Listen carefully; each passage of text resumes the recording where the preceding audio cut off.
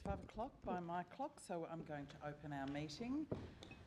Just to welcome everyone, advise that we are recording the meeting and live streaming to the community. Request that your mobile devices be turned off or to silent. And just note that we have a couple of absences tonight. We have the absence of Alderman Simon Barakis, who was elected to the House of Assembly last week. So he is not with us at the moment. His seat is a vacancy that will be filled at some point in the future. Deputy Lord Mayor is a leave of absence, and we haven't heard from Councillor Kelly yet, but he might just be running a little bit late.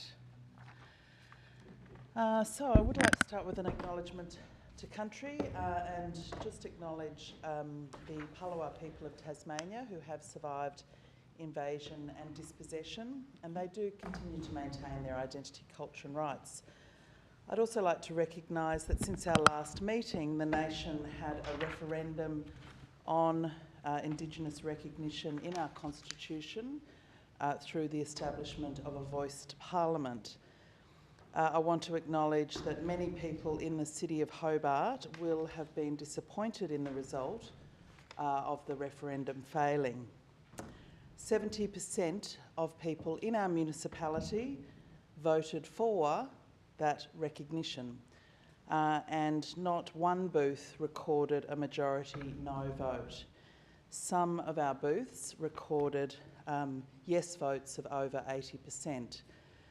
So I just think it's important to acknowledge that as part of our acknowledgement to country today, that it isn't necessarily the result the majority of the community in Hobart were looking for, but it is certainly that was the vote of the Australian people, and it's important to acknowledge that the City of Hobart will be continuing on with its important work of reconciliation and action and recognition of our Indigenous people of Tasmania. The confirmation of the minutes of our last meeting was the 25th of September. Would someone like to move those? Be accepted? So moved.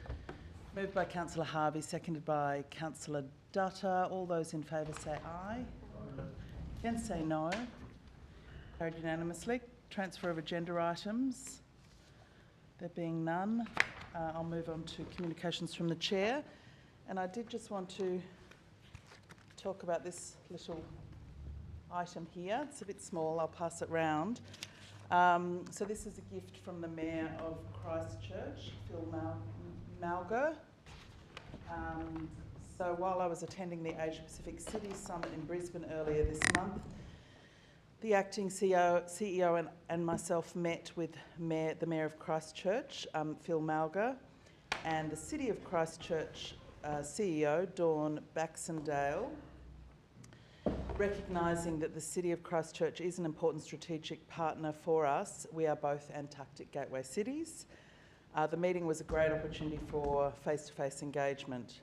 We discussed the importance of building on the work that's already been done together as part of the Antarctic Gateway Cities project, as well as progressing the idea of gathering all 5 gateway cities in the future. The Mayor presented me for the Council a gift for the city. It's called a heimato. It's a carving which represents strength, good luck and safe travels across water. So the gift will be displayed probably in the reading room in Town Hall. Thank you.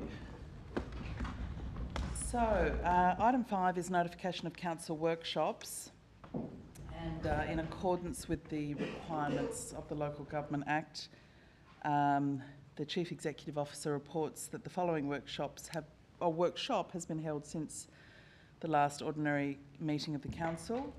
And that was on the 9th of October 2023. The purpose of the workshop was to discuss the Mount Nelson Sandy Bay discussion paper, also the Sparking Conversations Igniting Action program, and general bushfire preparedness in the City of Hobart, including the fire management policy that's on the agenda tonight. So that was the workshop. So I'll move now to public question time. I'll just see if there's any questions that have been put on notice. No, Lord Mayor. No? Are there any questions, public questions from the floor tonight? Okay, we've got a few, I think. I'll start with I think the gentleman had his hand up first. So if you'd like to come up to the microphone and just state your name. The microphone's just there, sorry. Just state your name. Now, under our public question time rules, we allow for a maximum of 60 seconds to basically say anything you need to say and then ask your question. My name is Ian Watchorn.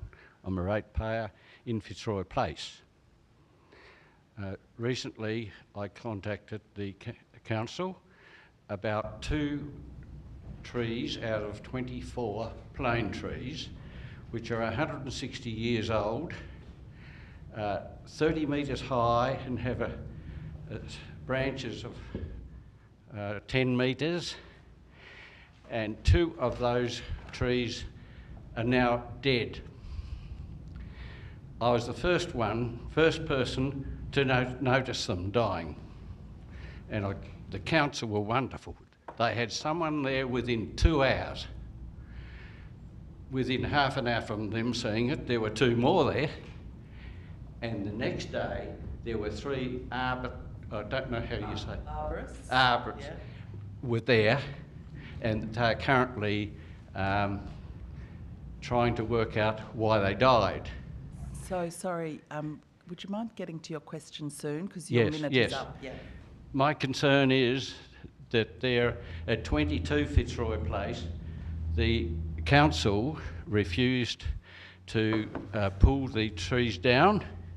There's nothing wrong with them. By the owners, asked this to be done, and that was about 2 years ago. I won't say any more, except for I'm wanting to know what the council would do now. I understand they're waiting for the tests to come in a week's time. Okay, thank you for your question. I think probably that will be taken on notice, so we can provide you with a detailed response, and you'll be sent a detailed written response. Thank you for your question and for your concern for the trees. Thank you very much. Thank you.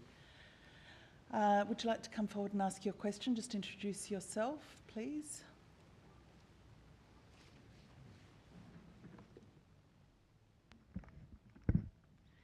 Hello, can you hear me? Yes, Good. you can. I've just got a question here. Given the ongoing difficulties containing rubbish within the boundaries... Sorry, would you mind your name, please? I'm Vonna Keller. Given the ongoing difficulties containing rubbish within the boundaries of McRobey's tip site, can the council detail the shortcomings in pre-storm protocols that led to the pollution event on October the 21st and 22nd, as well as measures being taken to rectify those shortcomings? Thank you, Vonnie. Given that's a detailed question, and I'm sure you'd be keen to have the detailed response, we'll take that on notice, and a written response will be provided as soon as possible. Thank you. Another question, is it? Hi, I'm Michelle Popinko. I'm a South Hobart resident and a school teacher. My question's similar to Vonna's. From the perspective of a teacher, I've got children that are genuinely concerned for the rubbish that's not being contained at the tip site and going into the rivulet. And some of the children are compelled to clean it up themselves, which isn't a particularly safe option for them. So I'm wondering, what are the council's plans to better contain the rubbish that comes out of the tip site? Thank you, Michelle. We will also take that on notice and provide you with a response that maybe you can even read out to your children at school. That'd be great. Thank you. Thank you. Are there any other questions? Public questions? Being none, we will move on to, and I just note, Councillor Kelly is here now. Thanks, Councillor Kelly. Thank you, Lord Mayor. I'll move on now to petitions. Are there any petitions? Yes, there are, Lord Mayor. We have a petition from Anna Blake of South Hobart to improve the condition of Lower Marlin Road Fire Trail, which is known as the Bumpy Track in South Hobart. The petition seeks for us to improve track conditions so it's safe for walking and cycling for people of all ages and abilities, and to consider public use of the track in emergency bushfire evacuation, and there are 215 signatories. Thank you. We need a motion to accept that. So moved. Moved by Councillor Harvey, seconded by Councillor Posselt. So that will be brought back to a future council meeting with some advice about action to take. So all those in favour of accepting and referring that motion, that petition for further advice, say aye. Aye. Against, say no. Carried unanimously. Item 8 is consideration of supplementary items, but there are none. Are there any indications of pecuniary or conflicts of interest for any items listed on the open agenda? There being none, we'll move on now to our first officer report, which is item 10, the 2024-25 budget development process and community consultation around that. Would anyone like to speak to the recommendation that's been put before us? Councillor Harvey. The item. Yep. Okay. Seconded by Councillor Dutta. We had this thoroughly explained to us at our recent retreat, which was a terrific opportunity to learn about what's coming up on the agenda. And those of us who attended it had a good chance to look at this particular item. So I'm pleased that this is part of the budget deliberations going forward. And I'm happy to endorse it myself, and I hope the rest of the council agree that a process like this is welcome. Great. Any further discussion? No further discussion. I'll put that. All those in favour say aye. Aye. Against, say no. Carried unanimously. Item 11 is the review of Customer Service Charter and Annual Complaints and Compliments Report, 2022-23. There's a detailed report and some attachments. Would anyone like to speak to this or move the recommendation here that the Customer Service Charter be endorsed and note the projects underway to improve customer interface and experience? Moved, Lord Mayor. Sorry, I think that was Councillor Posselt, seconded by Councillor Sherlock. Anyone like to speak to that? I might just say a couple of things. In the actual charter document itself, I think we're reviewing this again in a year's time. If I can just ask the question, is that correct? When's this come up for review again, the charter? I think from memory about 12 months or something.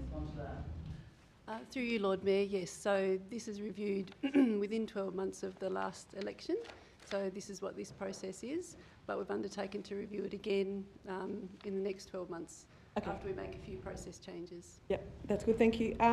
So I won't make any changes here, but I think something that I would like to feel, I would think would benefit from being strengthened up in this is that we use any complaints that we receive as an opportunity to improve and do better. I think that's missing in here, so that we take seriously complaints and look at how we can improve our processes in doing so.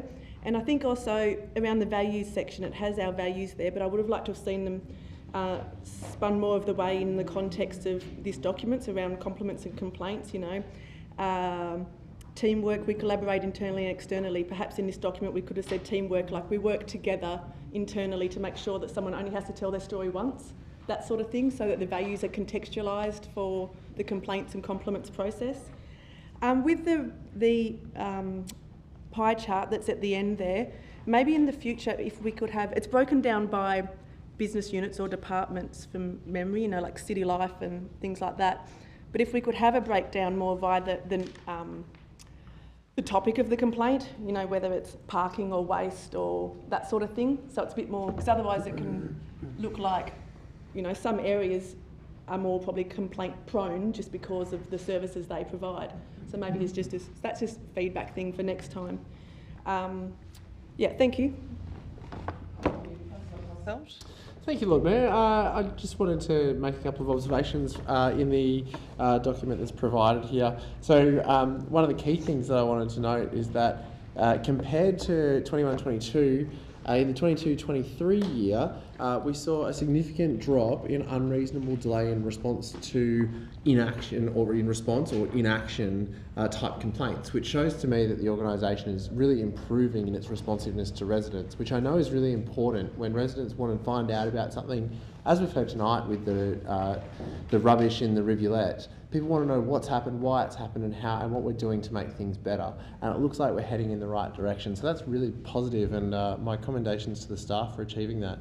The other interesting point of note is that, according to my reading, we've had a total of 60 complaints. Just to put that in perspective, there's 365 days in a year, and we've got about 55,000 residents in Hobart, plus millions of people that use this city, and we've managed to get 60 complaints. I think that's a fantastic result, and it again goes to show just how effective this organisation is at delivering services that the community want, and my thanks to the officers for achieving that result. Question on the recording of the 60 complaints. Was that the 60 complaints that council received? Did that include all the complaints that the elected members may have received? Director, would you like to ask? Through you, Lord Mayor, these are complaints received through formal processes. Okay, thank you. Any further discussion? I'll put that then. All those in favour say aye. Aye. Against say no. Carried unanimously. Moving on now to item 12, discussion paper on the Mount Nelson and Sandy Bay Neighbourhood Plan. This is a discussion paper. Moved by Councillor Dutta, seconded by Councillor Posselt. Discussion? Just like to comment, Lord Mayor, that this is a massive report. It's extensive, it's detailed, and it's thoroughly researched. And I am also very pleased to note that there is the analysis of the heritage and also economic. So I compliment the staff for producing such a report, and I commend this. Thank you. Further discussion? Councillor Posselt. Oh, sorry, Councillor Lohberger, sorry. Yes. Yeah, look, I've just got a few questions, Chair. Just regarding page 60 of the attachment, which relates to UTAS. I just do have some questions about this page, a bit of the information on there. I noticed one of the dot points states that we acknowledge the ageing building stock and provide for mixed-use activation, and some more words there, but I'm just wondering about where that claim about the ageing building stock comes from, given that the buildings on that campus are significantly younger than the majority of the housing that surrounds them, and are indeed younger than most of the housing and many of the large commercial buildings in Hobart. And that the UTAS's most recent building condition report showed 60% of those buildings are in good condition. So I'd just like to ask where that claim has come from through you, Lord Mayor. Mr Noy, would you like to respond to that? Yes, Lord Mayor. Look, that advice has come from both the property owner and our own observations. So, thank you. Through you, Lord Mayor, it is a fairly disputed sort of a fact. Is it possible to actually remove it, given that it is a disputed fact? And UTAS's own report shows 60% of the buildings in good condition. So is it to insert the word some of the building stock is ageing? Well, I mean, good. Yeah, I mean, I guess that's a better outcome than just claiming that the buildings, which sort of suggests all of them, are ageing. Mr Noy is nodding at that suggestion. Yes, I'm certainly comfortable with that to reflect Thank you, Director. that proportion. Could we just have the page number again? 60 of page what? Page 60 of the attachment. Discussion paper. It's actually page 40, sorry, page 49 of the attachment, page 60 of the discussion paper. 49. Sorry, every page has got two page numbers on You've it. got to open the PDF of the actual discussion paper draft. Yes, Councillor. All right, just going on, Lord Mayor, just through you, does the information on page 60 regarding the University of Tasmania, does that reflect the opinions and the feedback of the consultative group? Mr Noy. Yes, through you, Lord Mayor. We had a number of workshops with key stakeholders, and there were divergence of views around the UTAS campus and its future. So this is the consultants and the officers' recommendations, taking into consideration all of the feedback that was provided and the evidence of the site itself. Thank you, Director. Just a couple more through you, Chair. Page 60 also has a section that just says, in response to UTAS expressing their intention to relocate some of their educational premises from the Sandy Bay campus, the precinct is identified as a key development area offering opportunity for well-considered urban renewal. I just really don't feel that it's clear enough that this neighbourhood plan is not an endorsement of the stalled UTAS proposal to relocate into the CBD. And I just wondered if it's possible to add another line on that page 60 to say something like, this response is not an endorsement of the UTAS intention to relocate and should not be taken as such. Mr Noy, we can probably do that as an amendment if you like. Or would you, I mean, it's really a discussion paper at this stage, but, or are you happy to include that wording in the discussion paper? Well, it's a discussion paper, so far as endorsing or otherwise that move. I mean, that's ultimately a matter for council, not as something that we would normally recommend including a statement like that within a discussion paper associated with a planning matter. Yeah. Okay, maybe it'll have to be suggested as an amendment. I think it's probably just a bit of a caveat, given the audience is a bit sensitive about these issues. Some members of the community are. So it might need to be moved as an amendment, as an addition, which we can do in a minute once you've finished your questions. Councillor Possum. Just Lord Mayor, by way of suggestion, perhaps the best way to approach this, if the concerns of Councillor Lohberger are to make it clear that we don't have a position on this as a council, that a disclaimer at the back of the document that is a cover-all for the whole document, rather than inserting it into a specific area, might be a way forward that just says there's no position. I'll just check with the CEO. I mean, this is council's document, so it's within council's rights to include any statement it wishes to. It's an amendment, though. Look, it's not something that I would be recommending, but understand the circumstances around this site, and it's perfectly within council's right to include a statement of fact, if it so wishes, as part of the document in some form. Okay.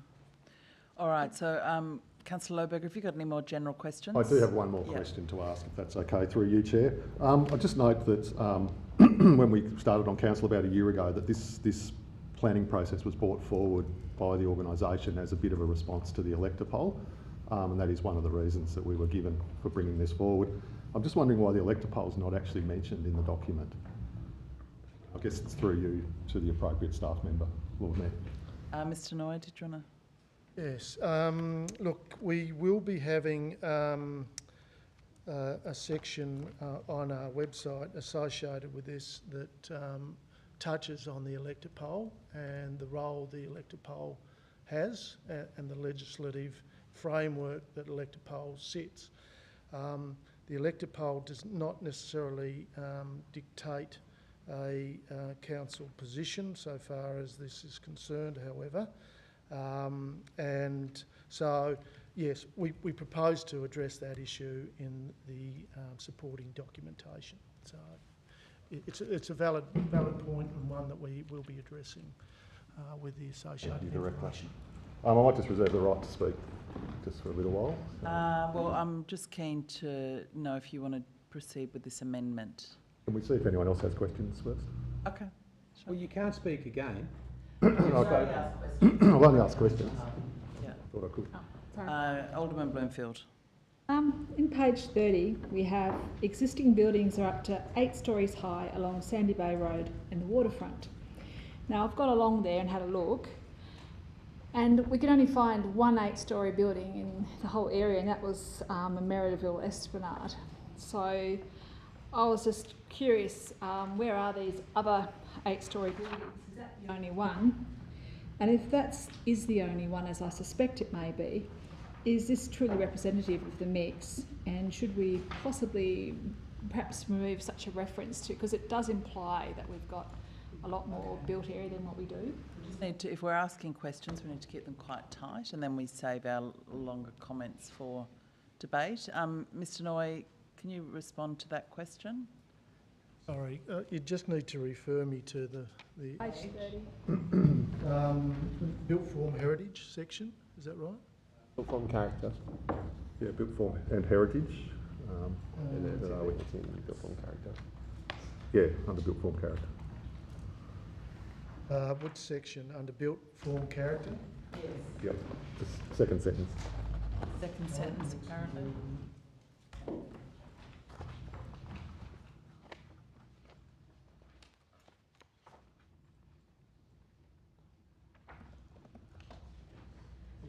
So it's up to 8, but I mean you might be right. That might be the only one. So if you've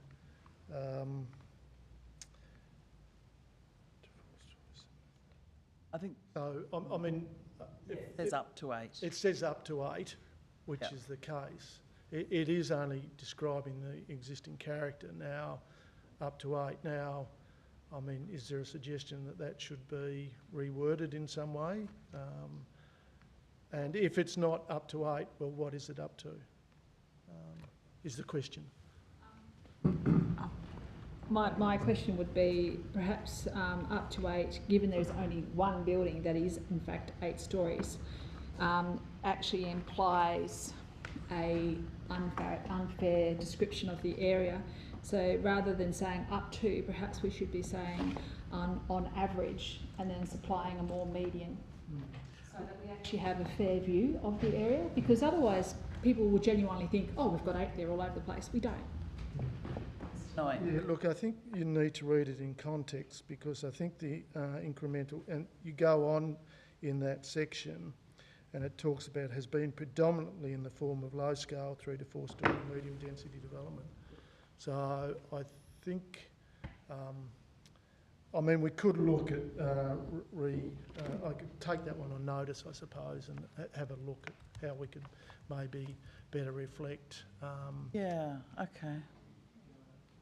that issue. But Seems to have a bit of mention of both, Alderman Bloomfield, at the moment.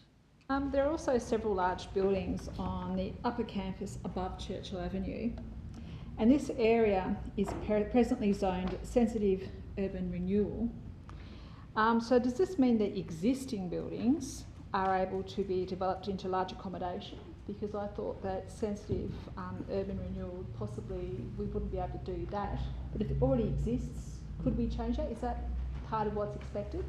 yes, exactly. There may well be some potential for reuse of those existing buildings, and there may be some scope for additional buildings, but I suppose that will depend on the natural values within that location and access and servicing and the like.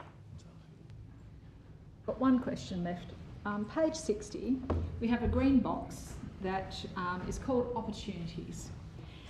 And it appears to rely on a rezoning of the planning scheme amendment, that the actual amendment that in fact had been rejected once and then cancelled a second time, so it hasn't been approved. Yet we appear to have done quite a lot of investigation into assuming it will be approved. And I am concerned that we are planning for something that literally does not exist, has not been approved by anyone, unless has it been approved? Has the rezoning been approved? Mr. Noy. Clearly not, Lord Mayor. No, clearly not. Further discussion? Councillor Harvey. Oh, just checking. The item's been moved and seconded, correct? Yep. Yes. Okay. I am a little bit concerned, though, Lord Mayor, that this is purely to go out for community engagement. That's what it is, and the community will give us feedback, and all the stakeholders will give us feedback. So I'm just a bit concerned about it being modified by, one, a founding member of the Save UTAS committee, and people who were part of that campaign to try and stop the UTAS move. So I'm just cautious about how people involved in a campaign that were against the uni are bringing the university into this as the main part of this plan. This is about Sandy Bay and Mount Nelson. The whole area, UTAS is one component, but to focus just on UTAS, I think is a bit disingenuous at this point, and especially from folk who were against the shift and have a bit of animosity towards the approach that UTAS has taken. So I'm happy to support this going out for engagement as it is without modification. Councillor Elliott. Thank you. I have a question, please, for Director Noy, through you, Chair. Can you just, in the report it refers to the workshops with Ubris or Ubris, however you pronounce it, and stakeholders. Can you just confirm for me that it was those workshops and other consultation that informed this discussion paper, and who the stakeholders were at those workshops? Thanks. Yes. So, through you, Chair. Yes. So there was a number of participants, including representatives from Save UTAS, historical groups, and also environmental groups, as well as representatives from UTAS. There were student representatives and the like, so and also some commercial representatives. So they certainly provided some feedback. But obviously some of the recommendations, fundamentally all of the recommendations came from the consultant, Urbis, who were engaged to prepare the discussion paper, and they would have made those recommendations based on their own observations and understanding of the constraints and opportunities of the site. But also based on the feedback from that group. Thank you. And then just finally, a practicalities question. Realistically, when would this go out for consultation, and how long would it be open for? It's proposed to, through you, Chair, proposed to go out later this week and would be open for 6 weeks as a discussion paper. It will then, we will then consider that feedback, compile, or the consultants will compile the actual neighbourhood plan itself. We would be, as a draft, we would be seeking endorsement from council then to go out a further time to elicit any further comment on the draft itself, and then come back for council for endorsement. After that, of course, there will be a implementation plan that will have a number of components to it, one of which would be a potential planning scheme amendment, which would then have a further public engagement process. So, thank you, Director. Yeah. Further discussion? Just have a question. Sir. You ask Councillor Dutty, ask questions first, Councillor Dutty. Just a question. Is this normal, through you, Chair, is this normal process to have 6 weeks time period for public engagement? Through you, Chair, it's, it varies on the matters being consulted on. For North Hobart, we had 4 weeks. this is because we had an engagement process prior to that on another planning-related North Hobart matter. In this case, it's a discussion paper. We feel that 6 weeks is sufficient. People are busy prior, at Christmas time, obviously, and you've got a holiday period after that. So we felt that there wasn't any benefit in extending it beyond that 6 weeks, noting that there is still considerable opportunity for public feedback on later stages. Further discussion? Councillor Possel. Thank you, Lord Mayor. A couple of things of note. I'm probably not... I don't really support much, as Councillor Harvey mentioned, the idea of us kind of going through and editing dot points and putting words in and out in a multitude of ways.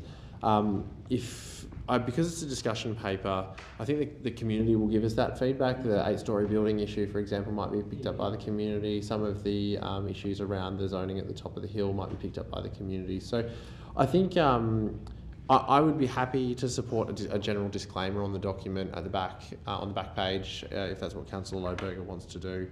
However, I think that the document should probably stay as is. There's a great deal of work that's gone into it by experts, by the community through consultation to inform it, and by the consultants Urbis. I think it's a really important thing to point out that this covers the biggest suburb in Hobart. That's roughly half the population of Hobart municipality reside in Sandy Bay, and when we add Mount Nelson on there, that means that this piece of work is affecting more than half of our population. So certainly I would encourage any resident to get on board when the consultation period is commenced.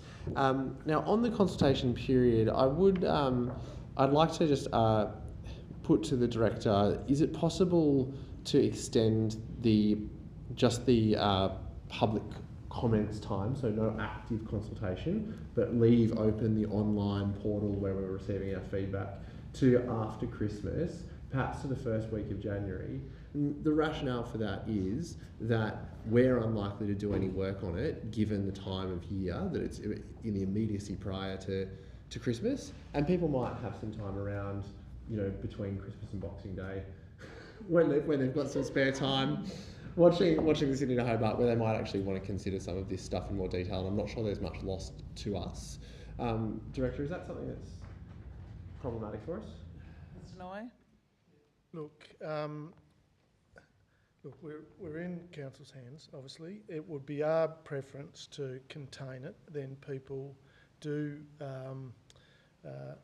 it's like, if you give them more time, they will take more time. If you give them a reasonable period, they will provide their response within that time. And I think six weeks is more than sufficient. So, but if it's council's wish to extend it to allow them on Boxing Day to spend their time reading this plan and putting a submission, we'll accept the decision. Director. Look, I agree and I don't agree in some respects. I'll put to Council to amend this for the public submissions to close on the 1st of January, a nice clean date for everybody. That is an extension of just over 2 weeks, which will just allow, as I said, it's affecting more than half the population, and I think leaving, it's a busy time of year for everyone. Everyone's preparing for Christmas, so giving people that little bit of extra time might get us a more informed result, even if that means we get a little bit more responses. Yep. So I'll put that as an amendment. Is there a seconder? Councillor Elliott. Okay, before we move on, I'll just deal with that amendment, just to keep it neat. So would all those in favour of sending it? Just read the amendment for us, please. It goes until 1 January at the end of the current recommendation. No, it's extension of 2 weeks, is it? Yeah, about 2 weeks. So it's an 8-week period. Okay. All those in favour say aye. Aye. Against say no. Carried unanimously. Okay, further discussion? Councillor Lohberger. Look, I just wanted to talk to the discussion paper first. It is an excellent piece of work. I'm really in agreement with a lot of it, especially the idea of greening up the rivulets and having the rivulets, these green hands reaching down into the suburb. I think that's a fantastic part of this discussion paper as the water portfolio holder. I really do agree with a lot of it. I've just got a few little issues with the UTAS stuff, but I really think the rest of it for me is a great little plan. It's a great opportunity for the community to get in there and have a say about what they want for their neighbourhoods. And I too would encourage everybody who lives in those suburbs to have a say in this process. But I would just like to add one small amendment, which is, as discussed, just adding a rider to the document. I'm happy to put it at the end if that will make it easier. To just say this discussion paper is not an endorsement of the UTAS intention to relocate from the Sandy Bay campus and should not be taken as such. I think there's nothing really wrong with that. It doesn't actually change the document at all. It just makes it clear. It's something that, as planners, we understand that and take it for granted, but I think the general public need it written clearly in that document. Okay, I need a seconder for that amendment. Alderman Bloomfield, would you like to speak to the amendment? Yeah, Lord Mayor, I really cannot see why we need to have something overriding it in regards to a neighbourhood plan in mentioning one specific thing. For the record, I was one of those people who is actually against the move of uni to the CBD. Mentioning the uni it should not be relevant to a neighbourhood plan. We shouldn't be mentioning any organisation because, you know, why don't we have a look at, you know, mentioning Woolworths? You know, like I'm sorry, it just doesn't fit in. Or casino. A casino. You know, look, I understand the fight of all those people fighting against the move for the uni, and I'm one of those. But this should have nothing to do with any specific thing, and I will not support something overriding in a general document that people have got to comment on. I'm sorry, it's inappropriate in this format. Okay, Councillor Dutta. Lord Mayor, with regards to the amendment, I totally understand the sentiments and the points expressed. But I think in this regard, it is very clear that this is a discussion paper and it is going to the community for engagement, and they will be as critical as they can be. Now, the University of Tasmania is only one player, as it were, and those who are against the university moving is another player. So you can't just bring in and focus on one particular perspective. That is not the purpose and the intention of the document, I think. It's a holistic document, taking into account all the players in this particular neighbourhood. So therefore, I will have difficulty supporting the amendment. Thank you. Further discussion?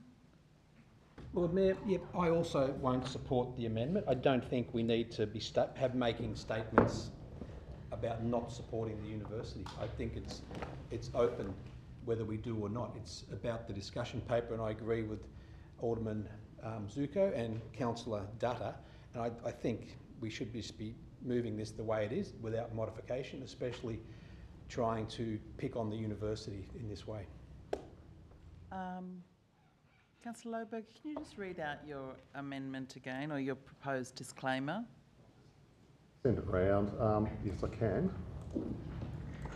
It says this discussion paper is not an endorsement of the UTAS intention to relocate from the Sandy Bay campus and should not be taken as such.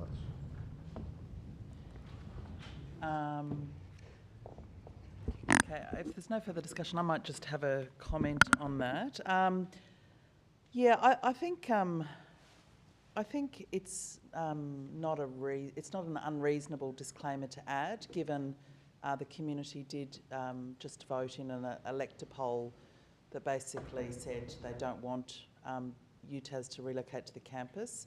I think this discussion paper leaves a much broader range of options on the table. I think it does allow for education to stay, you know, some commercial to go in there, maybe some housing in certain bits, but you know, it is still very much a broader vision than I think UTAS, just about UTAS moving into the city. But given that could be such a major distraction, and I think there was a similar lack of disclaimer on a discussion paper that Council endorsed about the CBD that got people all agitated about that particular issue rather than looking at the whole. I don't think it's an unreasonable disclaimer because it's just sort of saying we haven't got an endorsed position on that particular part of it. It's not saying one way or the other really. It's really just saying, you know, it's an open question and we're putting it out to the community. But I'm happy to support it on the basis that I think it's fairly broad, leaving it fairly open. But in some ways, for the people that will sort of maybe run down that rabbit hole, it gives some sense of, you know, everything's still open, everything's still being discussed. We did actually also put a similar disclaimer, I think, into the Greater Hobart Plan, the strategic Greater Hobart Plan for the entire Greater Hobart area, which does envisage quite a significant growth in residential population in this part of Hobart. But in that, we again put in a disclaimer that, you know, nothing is assuming that all of that housing or those residences have to go on to that particular location. I guess it's leaving it a little bit open. So I think, yeah, I'm happy to support the amendment. Okay, if there's no further discussion on the amendment, I will put that. All those in favour say aye. Aye. Against say no. No. Show of hands, all those in favour.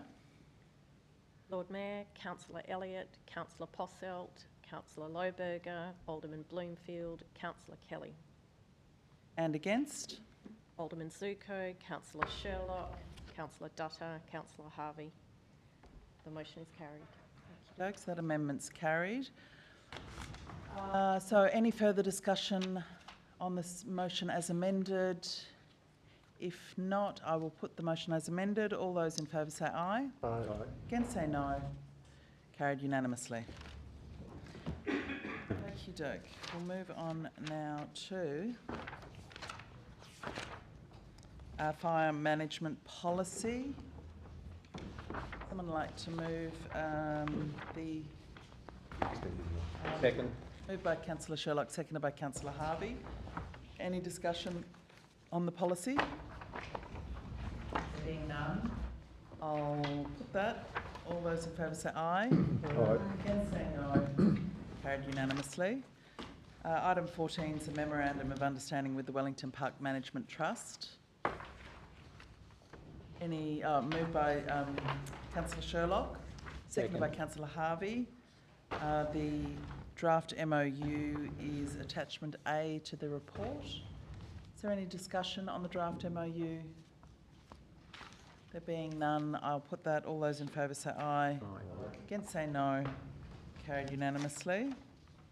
Item 15 is the property valuation base for council rating proposal for change.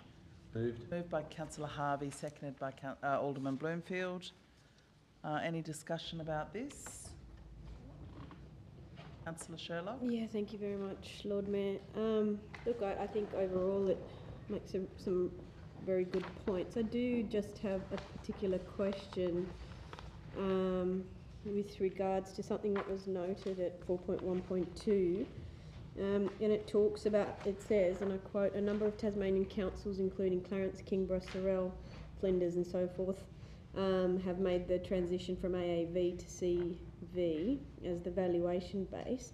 I was just wondering, I know that there was that, there was a rates and charges policy for Sorell Council in June 2023, and at 7.2 of that document it talks about how a general rate revenue from having a variable rate calculated on a rate in the dollar is applied to AAV of the rateable property. So could you just clarify for me, when you've noted here that Sorell has changed from AAV to CV, there's that document from June 23 from Sorell that maybe I'm not understanding in terms of that distinction between the variable rate and applied using AAV, and we're actually trying to change it to the property valuation. Can you just clarify that for me? Because if I, as a layperson looking at that, I'm thinking, well, actually, Sorell applies AAV. Ms. McDonnell, Thank you to you, Lord Mayor. I'll need to take the specific question on notice. I've actually just completed an exercise of going through each one of the rate resolutions for all the councils in Tasmania and found that Sorel does use capital value. However, I will take the question on notice because that would be inconsistent with my findings, and I'll come back to you with a response to that question. Thank you.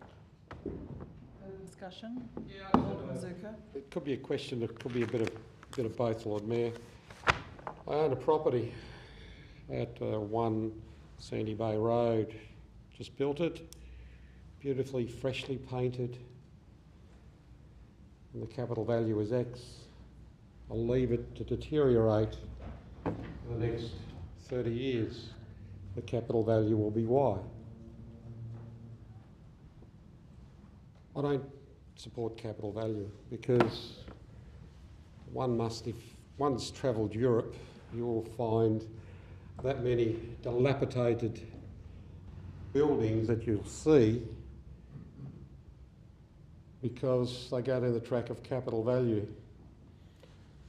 Because we don't walk inside the building when we assess the building.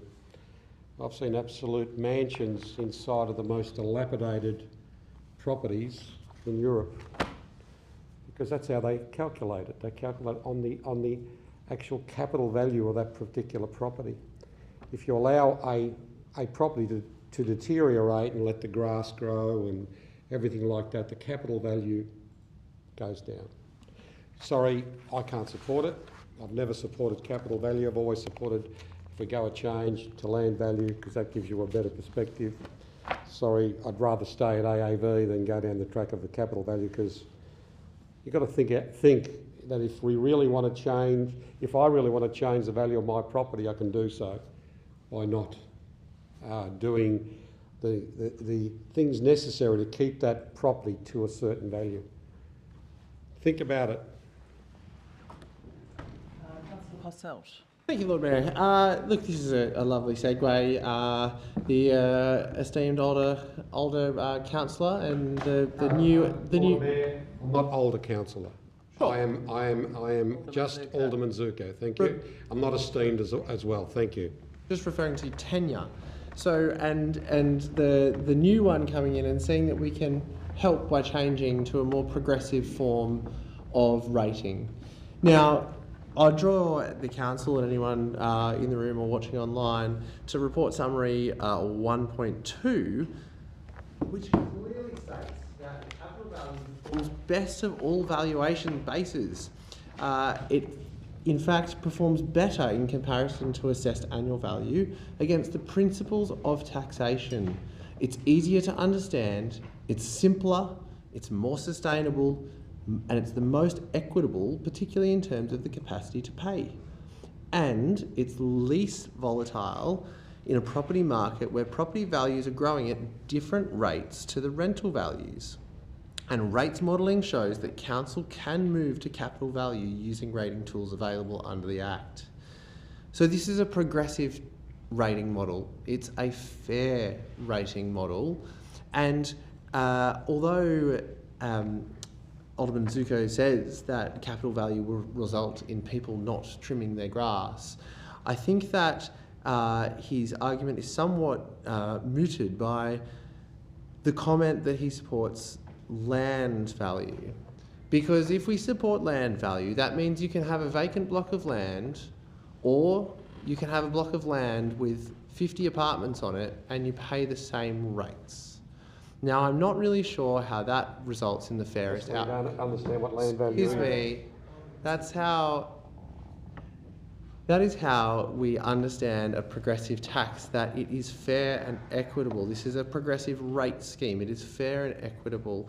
And if somebody has a mansion that has 6 bedrooms on a waterfront property and the block in next door is undeveloped, they clearly shouldn't have the same rate space. Clearly, because one has earning potential and the other does not. So this is a really, really good step for Hobart City Council to move towards capital value. It's progressive, it's modern, and it will result in the best outcomes for ratepayers in terms of understanding, fairness and equity, and I don't think that there's anything better that we can do than strive for those three principles. Alderman Bloomfield. I have a question. I guess I had the same question when I was at workshop on this, and that was my concern, similar to Alderman Zuko, regarding people choosing to game the system. It is something that I have already seen in existence down the Huon, even though AAV exists down there and they never understood that they weren't gaming any system at all. But I was assured at the time, and I'd like to confirm that again now if I could, that statistically the potential for people to think that they can not develop their properties or let them become less developed and so forth over time to attract a lower rate is not statistically significant. Ms McDonnell, would you like to answer that question? Thank you. Through you, Lord Mayor.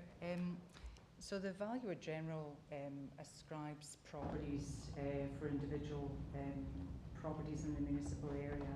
And my understanding is that the way that they do that is that they actually take the highest and best use of the land when they're ascribing property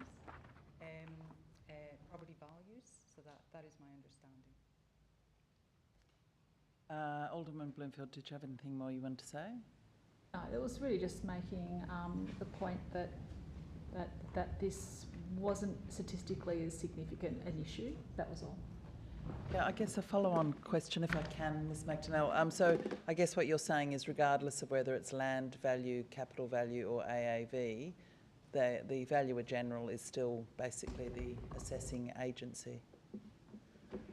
Lord Mayor, yes, that's correct. The council has no role in ascribing valuations to individual properties. That's a role for the Valuer General. Councillor Kelly. Thank you, Lord Mayor. I do take Alderman Zuko's comments about that, and I've seen that in Europe extensively. I do think, however, the culture in Australia is somewhat different. Hopefully it doesn't become eroded over a period of time. There is no perfect solution here. I mean, the report's good and simple and plain from the officers. AAV, most people don't get it, even though it's not too complicated. They have no idea as to how it works. And there is not going to be any perfect system. So that being said, I think the capital value is the best of a bad lot of options that we always have here. So that's my commentary on the matter. Thank you, Lord Mayor. Councillor Elliott, I think, was up first. Thank you. Similar to Councillor Kelly, I think it's having to pick the best of a awkward bunch when it comes to which of the three models, well, bases. And I think, yeah, a lot of the issue that we experience lies with the Valuer General, and I think we need to get, well, it's not really our role, but I think the Valuer General needs to try and get better at making sure people are aware of their objection rights under the changes in value. AAV has always had problems with it. I had a community member contact me saying that their AOV, it equated to like $1,000 a week in rent, which was just completely impossible and unrealistic for the property. And also I understand Alderman Zuko's point that, you know, a capital value, the true capital value can decline because of, you know, lack of maintenance and things like that. But the problem we're in is that the valuations done by the Valuer General are generally such a high-level desktop thing, so that's really picking the best that we have to work with. And yeah, I think I'm prepared to give capital value a go. Councillor Dutta. Thank you, Chair. Now, just a few introductory comments. Firstly, you know, we have been through this in the workshop quite extensively, and we have asked a number of questions, and we have questioned and examined it quite thoroughly. Not only that, I'm also of the view that we don't have the expertise, and we have the staff who are qualified and are able to look at this and give us the advice. And it is based on their advice. They have very clearly stated, and having read the report, it's very clear to me that considering the AAV, the LV and the CV, the reasons are very clear because it's simpler it is also sustainable, and the substantive reasoning to go along the capital value is convincing for me, and I think I would be able to support this without any question. Thank you.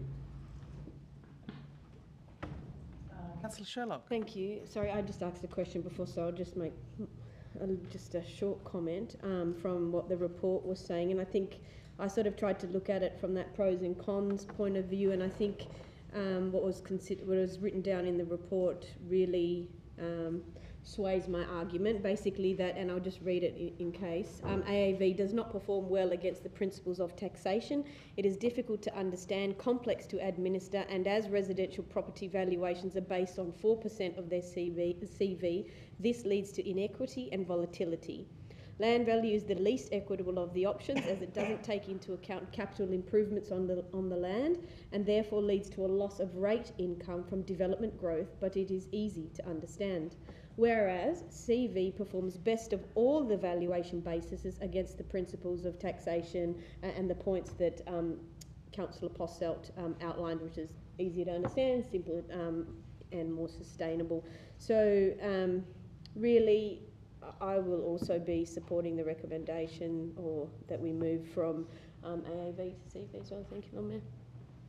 Okay, if there's no further discussion, I'll put that. All those in favour say aye. Aye. Against say no. Aye. Show of hands, all those in favour. Mayor, Councillor Sherlock, Councillor Elliott, Councillor Posselt, Councillor Lohberger, Alderman Bloomfield, Councillor Kelly, Councillor Dutta and Councillor Harvey. And against? Alderman Zuko. Moving on to item 16, Tasmanian Road Management Legislation Review, and there's a draft submission attached. Would anyone like to move the submission? Moved by Councillor Posselt, seconded by Councillor Sherlock. Any discussion? Councillor Harvey. I have a question for the Director. It does mention overhanging trees and things on footpaths and overhanging trees onto the road and whose responsibility they are, but it doesn't talk much, or it doesn't address, native or vegetation along roadways and how that is managed, and whether it's state or council jurisdiction. Often it's confusing of who owns the vegetation along the roads, or the gardens or lack of gardens along the road. Could I just get a clarification of whether or not we should include that in our representation, asking for clarification on how that land is managed? Because often council manages its bit and then there's a line, and state government doesn't manage its bit. So can we explore that a bit? Through you, Chair, if I understand the question directly, the council does have the ability to require a landowner to trim back its vegetation if it's interfering with the road, including the footpath. I can't imagine that power would be removed as part of this legislative review. Yeah, that's not that bit. It's the management of the roadside. For example, the management of the Brooker Highway is done once a year with 3 trucks and a guy with a spray gun, and they walk all the way along it, poisoning the side of the road, and it looks terrible. It's littered with rubbish, and their management plan is just to poison everything along the road. Is there another way of working with the state government to say you need to manage this better? Firstly, by picking up your rubbish, and the Brooker Highway is a great example because it's a filthy road. They did fix the median, but a lot of the Brooker is just horrible, and it's littered and it's poorly maintained, and that's the entry point to Hobart. So what's the way we can include that in the representation, or our submission, I should say? No. Yes. Through you, Lord Mayor. Look, I think we cover this to some degree in the draft principles, being clear on roles and responsibilities. And I know that we do maintain some of that state road landscaping, but not all of it. And I think that has been the problem, where the level of service and maintenance has not been necessary to the standards that we would expect.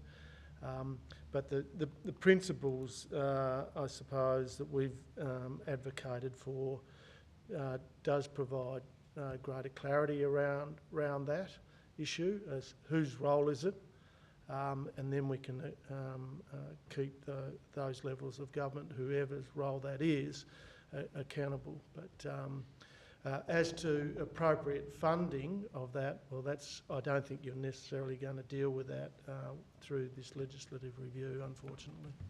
Yeah, well, through you, Chair, I'd just like there to be some clarification of who's responsible for the road and whether they're compelled to act. So is that something specific? I'm looking through the submission again. Could you just point me to the words that you think might have covered it? Excuse me. Can I? Oh, no, I've got a Yeah, continue on. You can, no, come can back I just, because I've got a sort of related suggestion. I don't know whether there's some way we could actually propose that there is a sort of dispute resolution mechanism within the Act, so that we don't have to go into detail about what it looks like, but just say, look, you know, where a state road goes through a local government area, that there be a clearly defined method for the local government or the local authority to raise concerns with the state government, and there's some sort of process outlined that the state government will get back to the authority within 30 days, and because part of this is just that we don't have there's no requirement for our complaints to actually be dealt with in a timely manner, but if we could just without going into it in detail, just flag that we need some sort of dispute system, because my concern, Councillor Harvey, is actually around Davey and Macquarie Street, which was taken over by state government about 5 years ago or so now, and it's starting to get quite bumpy and potholed, and I don't know when they're planning to kind of, just do the kind of maintenance of those kind of deteriorations of those important roads through our city. So, yep. Page 13 of the submission, Lord Mayor. Oh, so it talks about a dispute resolution system? It does. The City of Hobart suggests that a review of local government bylaws, inclusion of a dispute resolution procedure is suggested by the City of Hobart. Okay. So that could potentially be for Councillor Harvey's concerns as well? Except there's no numbers on the submission. It's only the page number. It's page 13 of the submission, but it's headed dispute resolution. Okay, I have no page numbers on my... sorry, page 362. 362. Okay.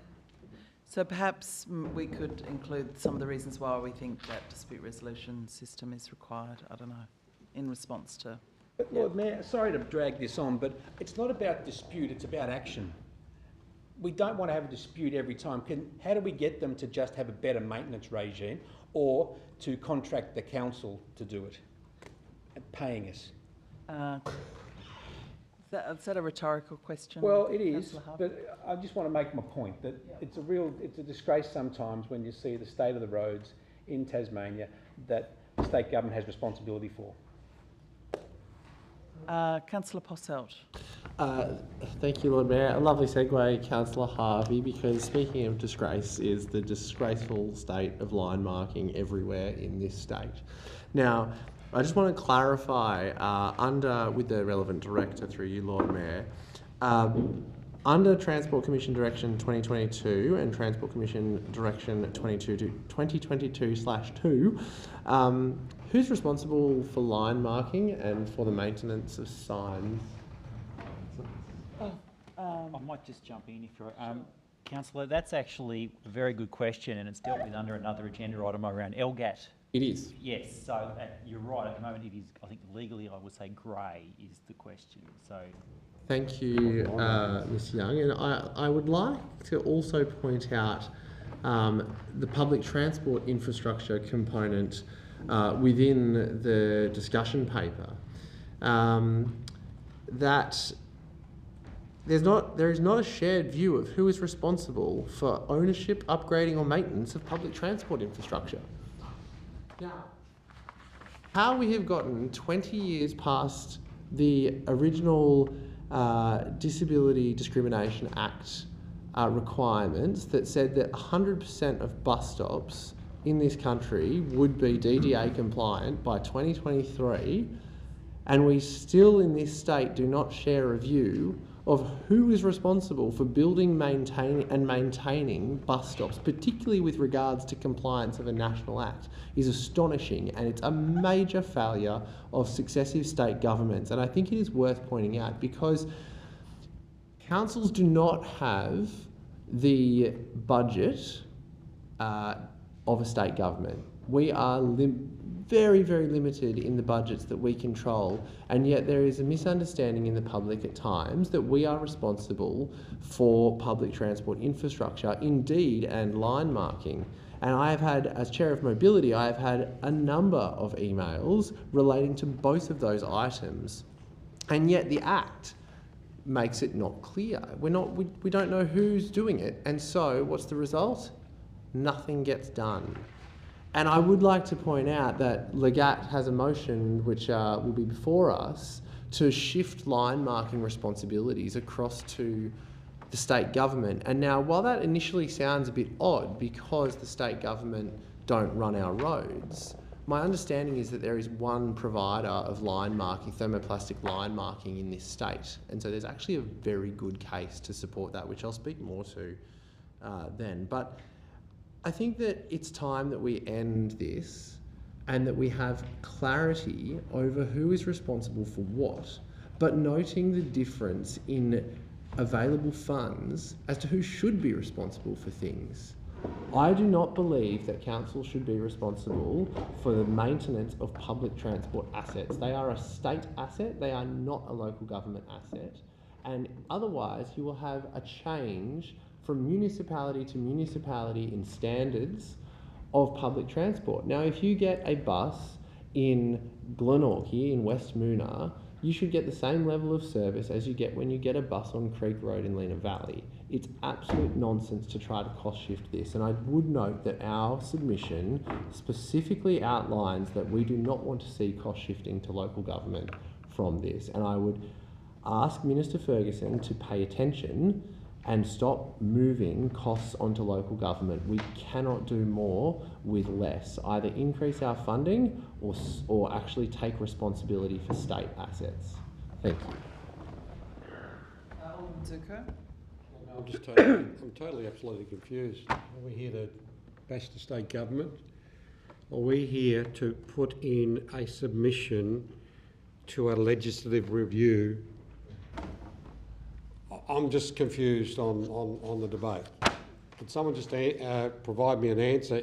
Are we discussing putting in a submission to the state government on the legislative review of the Tasmanian road management legislation? Is that what we're doing?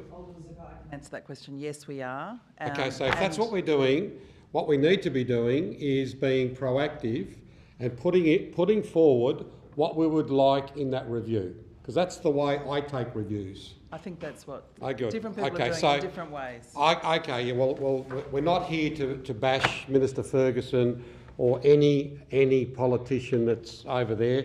We're here to provide some positive outcomes and see if we want to change the way the buses run and don't run. Let's put that into our submission, not go on a bash of the state government. Thank you. Further discussion? No further discussion. I'm just wondering, Mr. Noy, most of those issues that have been raised are already in the submission? Yep. Okay. All right, I'll put that. All those in favour say aye. Aye. And say no. Carried unanimously. Item 16 is public art equipment, new fees and charges. Councillor Elliott. Oh, I need a mover. Councillor Sherlock and seconded by Alderman Bloomfield. Councillor Elliott, did you want to? I've just had a question, please. I just wanted to know through the relevant director, is this equipment, is this to be used exclusively for public art activities? Through you, Lord Mayor, yes, the target is individual artists or not-for-profits. I was just wondering, just because equipment like this can be hard to come by, if there were conferences and other things, you know, in the ballroom or other events, are they able to access this equipment, or would it be like quarantine for that purpose only? I couldn't see it in the report, sorry. Through you, Lord Mayor, I might have to take that one on notice. That's fine. I might just talk to that. It's great, and we've got this grant to buy this stuff. I think what entered my mind is to make sure that it's being used as much as possible, not just sitting in a cupboard for exclusive purpose, if that makes sense. Obviously, it should be prioritised for the public art, but if other events need it, I think it should be offered up to broader council customers, not just the public art things. I also, a small bit of feedback, and I'm not sure if the officers want to change it or just take it on board, but maybe we could be looking at bundling up things like the relevant cords with the projector, so that we're not having, you know, it looks a bit embarrassing having, you know, $2.60 as a charge and 76 cents as a charge for a cord. Maybe we can just bundle the relevant cords and round the price up for the big ticket item of equipment. The other thing I saw here is that the costs for a commercial hire, I think we need to re-look at those, because, for example, you would end up paying $24,000 to hire for 8 weeks a $4,000 projector. I actually hope no one in their right mind would do that. So from my perspective, I think it would be good if we could look at capping. Is there a reason that we wanted, is like 8 weeks the maximum sort of period we would lend this equipment out for? Is that the sort of thinking around the 8 weeks? Is that the question first, if that's all right? Director, did you want to respond? Through you, Lord Mayor, sorry, what was the... Sorry, the question is around the 8 weeks window, is that the sort of, we would lend it out for, I imagine there'd be a public art installation that would go for 8 weeks. Is that the sort of maximum time frame? Actually, I think the Acting CEO has got able to answer this question. Through you, Lord Mayor, if I can address your first question around the intended use of the equipment. Yes. Point 1.4 suggests that it will be available for art projects by individuals and small to medium arts organisations. The assumption that I'm making there, and I'm looking to staff to let me know otherwise, is the conditions of the grant under which we bought the equipment. So this was part of the post-COVID recovery funding program that was put in place by the federal government. So there will be some parameters around what that equipment can be used for.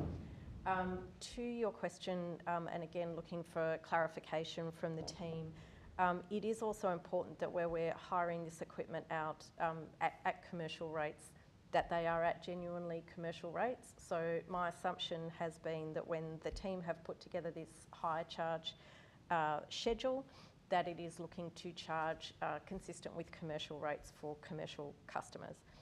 Can't speak to the 8-week provision, but I'm presuming it's presented by way of an indication as to what that cost would be over a particular period of time. If, for example, it was a projector that was hired for a public art installation or something like that. Okay, I understand there might be requirements in the grant around the must, but maybe if we could just take it as feedback, if we can check that to see that it's a must or an only, so the equipment must and only be used for public art. I think that would be a shame, because if the option is there for it to be used for other purposes, I think it would make sense for it to be offered, obviously with public art prioritised. And if we can just triple check to make sure that that is what, I understand, you know, from a competitor, you know, fair competition policy point of view, that we certainly don't want to be undercutting anyone, but if we can just triple check to make sure that that's a realistic thing, that other commercial people would offer a piece of equipment at 6 times the cost to buy it.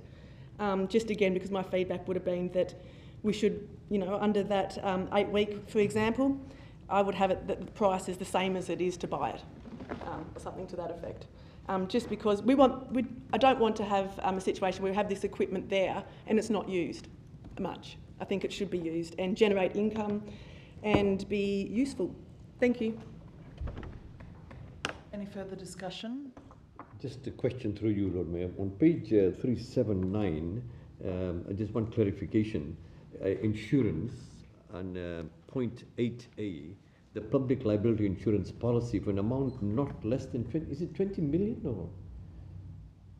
Usually is for public liability. Mr. Smith is nodding his head. Any further discussion? I'll put that. All those in favour say aye. Against say no. Carried unanimously. Item 18 is petition response to safe and continuous pedestrian link for Strickland Avenue from Cascade Silos to the intersection of Marlin Road. Would someone like to move the recommendation? Moved by Councillor Hovey, seconded by Councillor Sherlock. Discussion? Councillor Posselt? Thank you, Lord Mayor. As Chair of the Mobility Committee, I've been working with the petition proponents in the community of South Hobart on this matter, hearing their concerns, having a tour of the site, which I know well with family living nearby. The organisation's response is pretty good, but it would be great to see a little bit more specific in response to the petition itself. And I have spoken with the Director about this and have circulated a very minor amendment to the wording of our response. And I'll just read it for the benefit of people watching.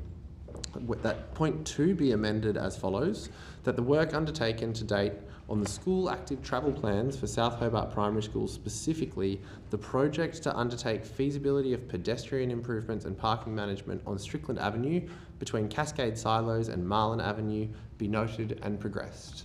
And the Director is very happy to accept that in discussion. There's been no major issues raised. So I would put that amendment to Council, noting as well that I have forwarded a response email to the Council, if you haven't read it, from the lead petitioner, Mr. Nuto. And lastly, just commend the community on once again coming together to produce 750 odd signatures to get better transport infrastructure, better active transport infrastructure, better infrastructure that will support kids walking to school rather than taking a car. This is what I want to see in our city, that people have infrastructure that enables them choice of modality, and that's what this does. So big props to the South Hobart community, and I'd ask the Council to consider this minor amendment. Subject to confirmation that the Director is happy with that, I'll include that amendment into the substantive motion. Happy with that? Yes, Lord Mayor. Great. Happy for it to be included? Yeah. Thank you. Further discussion?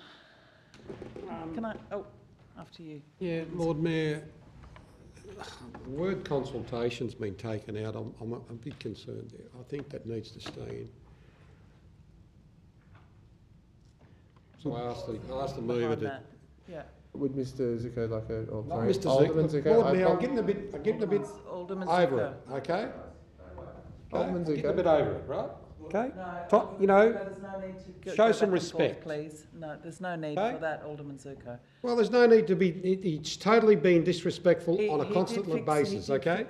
He did fix it quickly. No, Councillor I'm Harvey. the mover, and I'm happy to go with the motion here with the inclusion of from Cascade Silos to the intersection of Marlin Road. That's and consultation is still in there.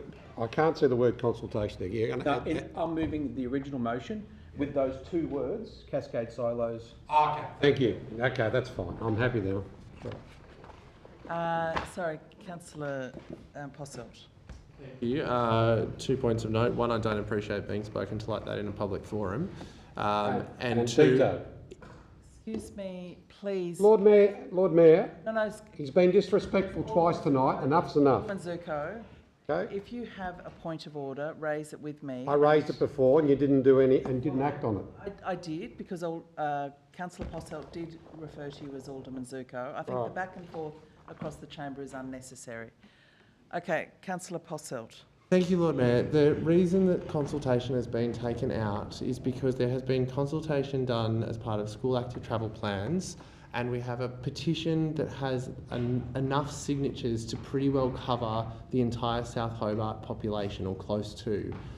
Further consultation is an expense to the council. This amendment does not preclude further consultation. However, by leaving consultation in there, it means that the council must consult further. And I, in consultation with the petitioner, think that the community have actually spoken very loudly and that further consultation is not required and will only come at further expense to the council. That's why it's in there. Well, thanks for that explanation. And therefore I'll put the amendment as is if Councillor Harvey wants to have the slight difference in wording. The amendment as it is to come into your motion. Whatever The director has confirmed that they're happy with the amendment. They are, but consultation will be required anyway with whatever treatments are offered in the area. You're still going to have a consultation about the treatment. You can't just do it and then hope everyone's going to be happy. You'll need to do the plans, and the plans will need to be discussed. So that's consultation.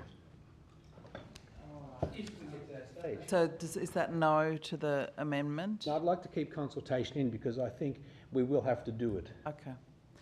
Then, Lord Mayor, I'll move the amendment as I put it. All right. So I think we might need the amendment up there again. I was seconding the amendment. Can we get the amendment up again, please? Can I also ask the mover of the amendment if they'd also consider another point about the council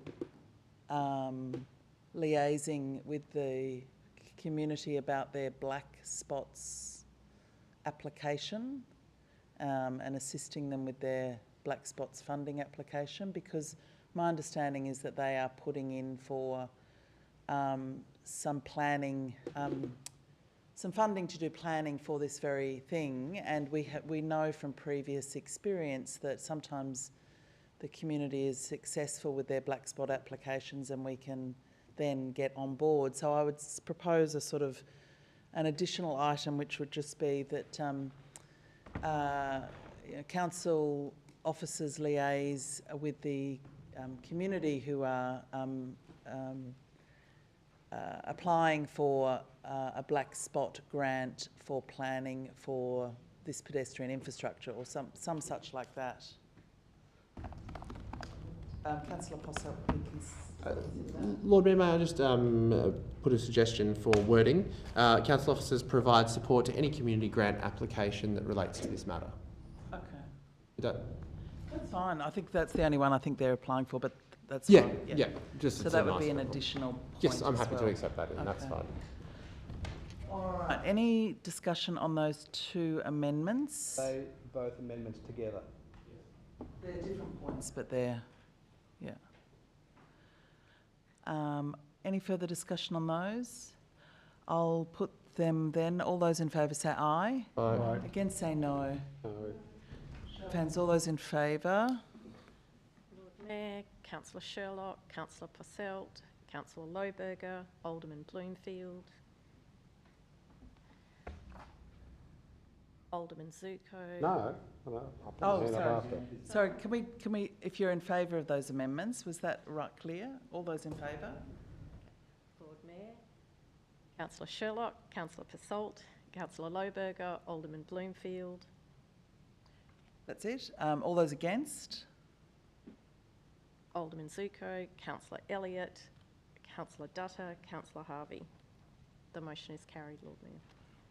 Okay. So that motion has now been amended. We now have the motion as amended. Was there any further discussion on that before we... No? Okay, I'll put the motion. All those in favour say aye. Aye. Against say no. No.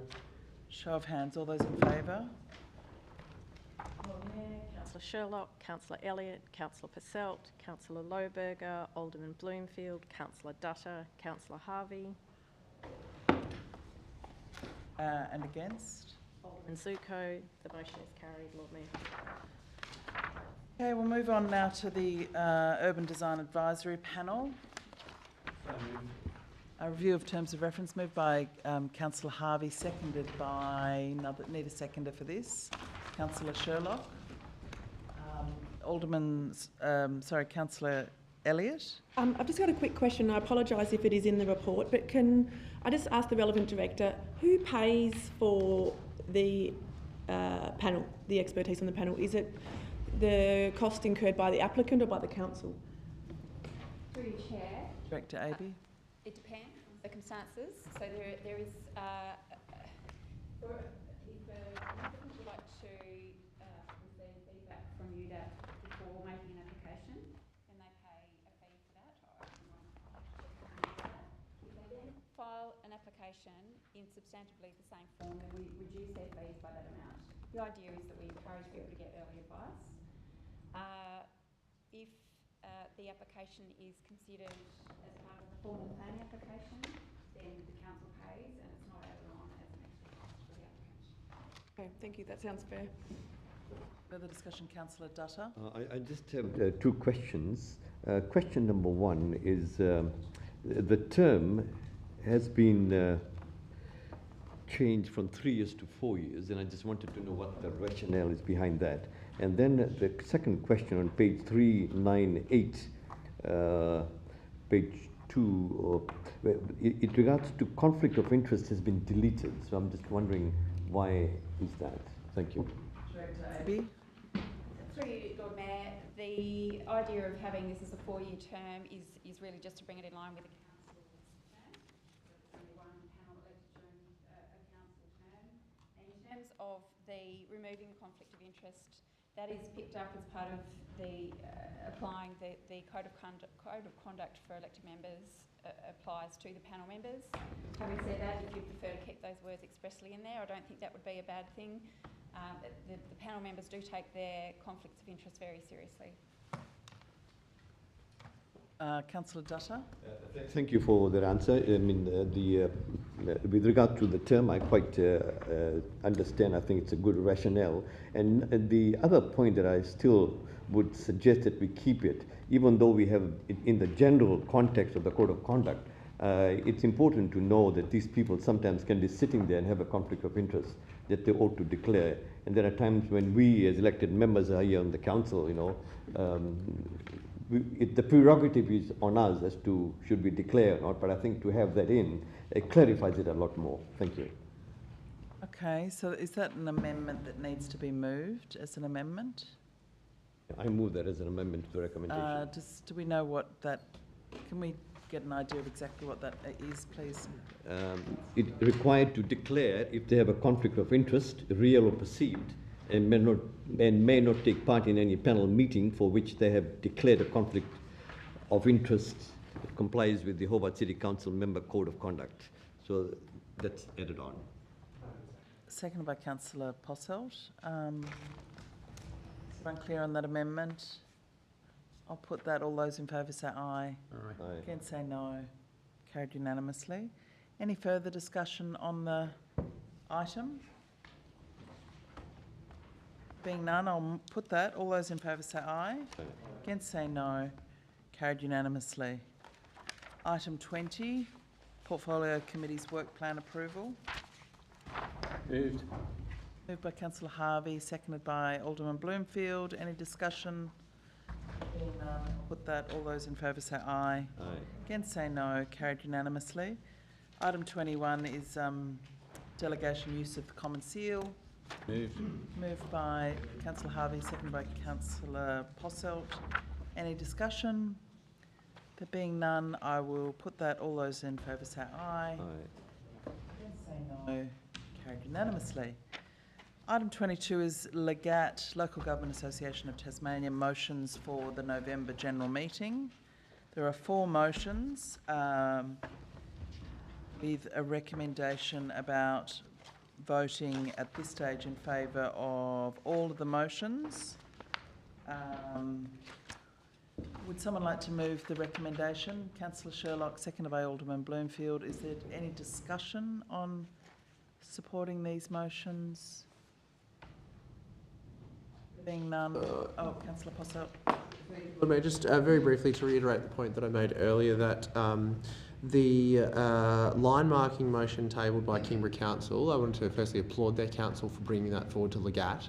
But secondly, as I said previously, that It doesn't make a lot of sense when you first think about it, because municipal roads are maintained by municipalities, but when it comes to light in particular, the contractual arrangements in Tasmania for this particular service, this makes a lot of sense, and it will result in fundamentally safer roads. And I think that that's important to bring up, because in wet weather, in Hobart, it is almost impossible to tell where the lanes are, and I'm referring to Greater Hobart. It is almost impossible to tell where the lanes are, and that's particularly true of state-owned roads like Macquarie and Davies Street. The glaze on the road in the wet makes it very, very challenging when there's poor line marking. So I strongly support that motion, as it will result in safer roads for all of us and clarity over who's responsible for what. Any further discussion? I'll put that. All those in favour say aye. Aye. Against say no. Carried unanimously. Item 23 is a motion from Alderman Bloomfield. Would you like to move your motion, Alderman Bloomfield? Well, it's appreciated that the scramble crossing... Sorry, is there a seconder for your motion? Councillor Lohberger. Whilst it's appreciated that the scramble crossing introduction to the city CBD intersections is a temporary measure, and it was to gain insight into traffic flow and behaviour, the impact on local small business has been profound. As a matter of urgency, the data needs to be supplied to this council on this temporary installation, so that we can appropriately assess and address as quickly as possible any changes that need to be done, so that we can ensure that the impact on small business is not inappropriate. But did you want to add some more? Yeah, okay, sorry. So the rationale mostly is because once they were installed, there was a brief lull, and then the phone started, the emails, the videos, the photos demonstrating that up Elizabeth Street, up to 5 blocks, the traffic was gridlocked all the way through up. It took half an hour to travel that length of road just to get to the one single corner. More troubling was the fact that we had dangerous behaviour with turning at that corner, as only 3 cars could in fact engage with that traffic light change, which is counterproductive to what I think everyone was trying to establish, trying to create a safer environment. It's not safer if cars are trying to gain the corner. Particularly interesting is that they chose a corner that didn't actually need scramble crossings, being the fact it was the corner of the mall. So therefore we almost see no evidence whatsoever of people taking a diagonal run against the traffic intersection itself. I have received enormous anecdotal reports. The drop in trade was quite large, up to 40% in some cases. And it wasn't just your standard retail or service-based, it was medical, healthcare, it was right across the board. People did not want to engage because they could not engage, because they don't have the extra half hour needs to engage. Coupled with the fact that we no longer have a bus system that is reliable, which is no fault of Hobart whatsoever, it does actually make it that if we're going to make it hard to engage with the city, at least supply appropriate alternatives or know that they're available before we do so. The other issue that makes me more concerned is that I have alternative reports as a public accountant suggesting that we're on the cusp of a recession. We are already seeing down trade statistics, and the problem I have with that is that we're already going to be smashed as a CBD with the economic activity dropping. We don't need to create additional issues with further things that will bring people away from right when we need them to be in there to spend. Hobart itself as a CBD means central business district. If we don't have a business district, there won't be businesses, will there? So we really need to be careful to ensure that we support small business and we make changes that actually support them rather than take away the very thing that makes them exist, which is customers. So I would urge very much that we look at getting this information through so that we can make a better decision. My personal preference would have been that we could have at least adjusted the timing of those intersections to ensure that we can get more than 3 cars through at a time. That would hopefully make it less dangerous, and it would also mean that there'd be less of a hold up throughout the rest of the Hobart blocks with traffic waiting to get through these areas. The whole point is to encourage people to use small businesses here, not to pull them away. Discussion on the motion. Councillor Elliott. Got a question, please. I understand that the change came about as a joint initiative, but I was wondering what and whom initiated the change. Where did this scramble crossing concept for implementing in Hobart come from? Was it from us? Was it state growth? Who started this conversation? I think I can answer what I think, but that's probably not your answer. I think Alderman Barakis brought forward a motion some years ago.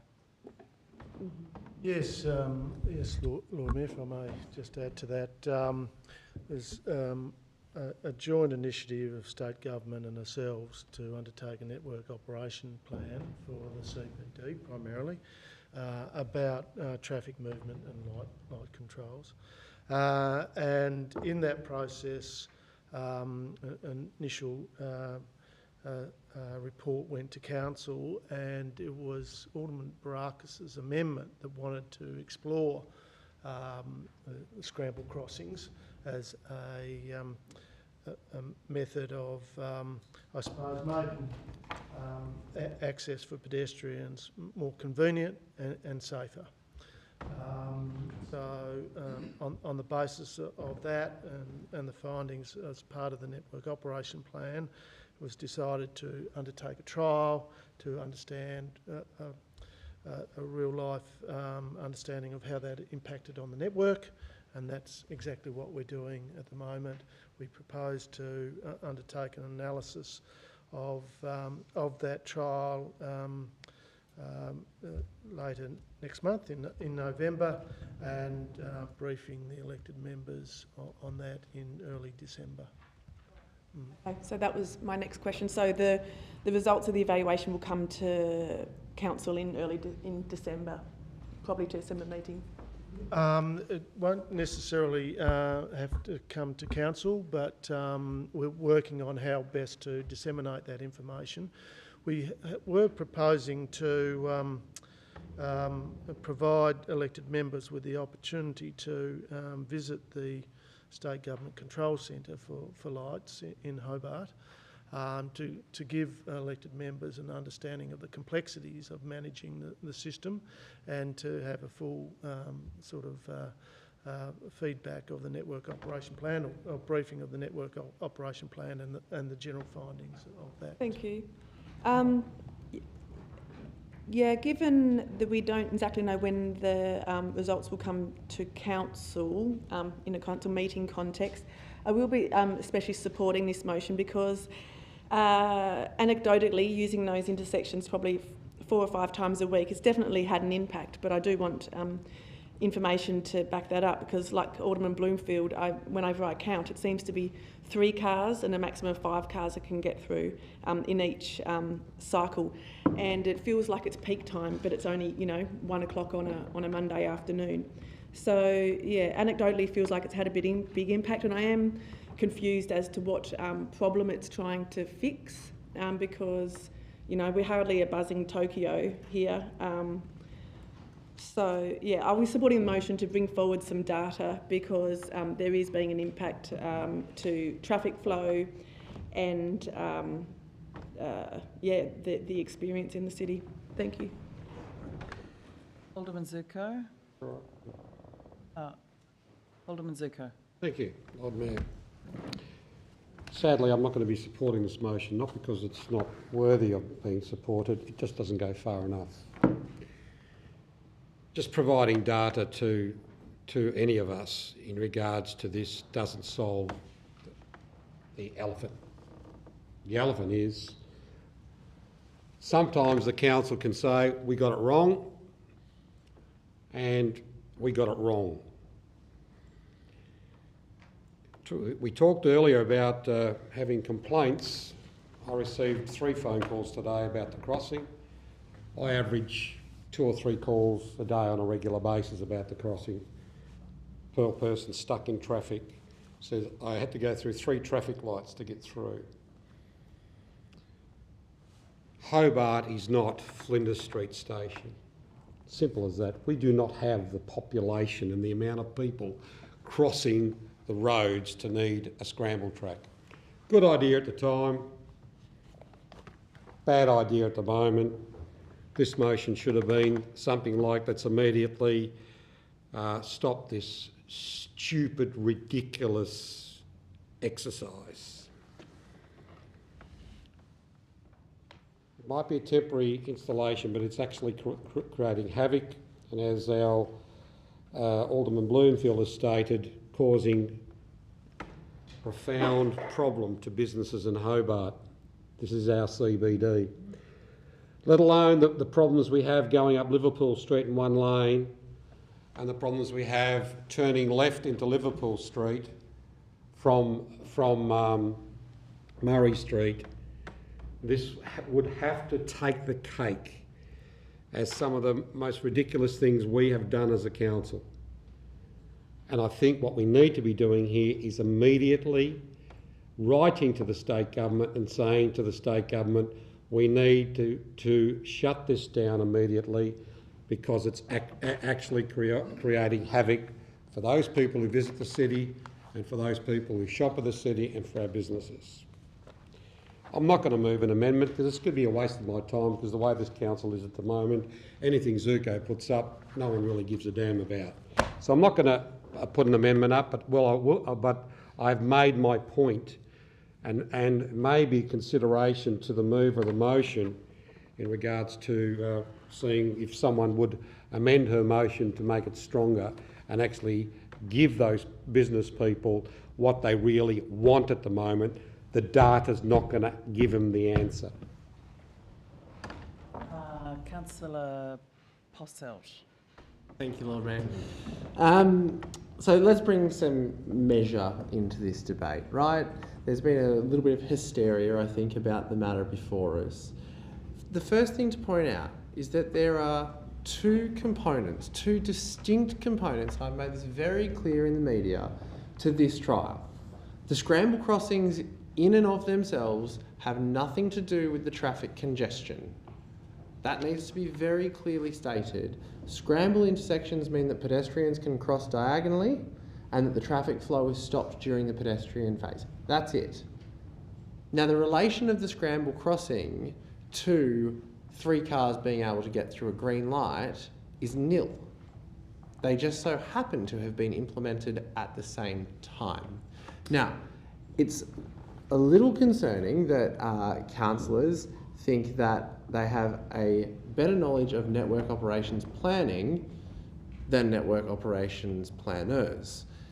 This move is about changing driver behaviour. It's about keeping our pedestrians safer.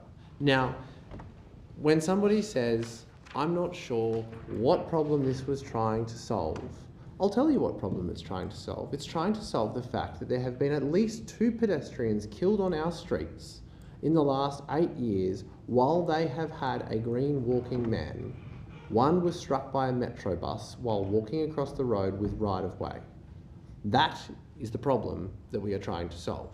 And what is more important than keeping people safe when they are shopping in our CBD? What is more important than preventing people from dying by being struck by heavy vehicles in our CBD? What scramble crossings do is enable pedestrians to cross the road with no competition with vehicles. There are no vehicles pressing up against them trying to get round that corner before the light turns red again. It gives a dedicated passage and a safe passage to pedestrians. So the scramble crossings are not actually the debate here. The debate here is about the change in traffic signals that has been implemented at the same time as part of the network operations plan as a measure to discourage drivers from cutting through the city when they should be going around the city.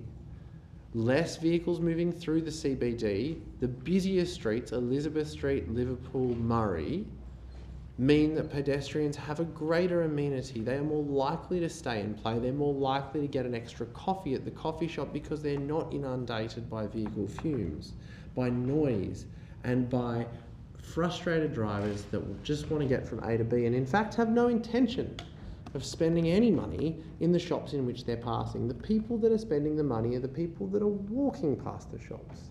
And this initiative is about making them safer and making them stay for longer and spend more money in our CBD.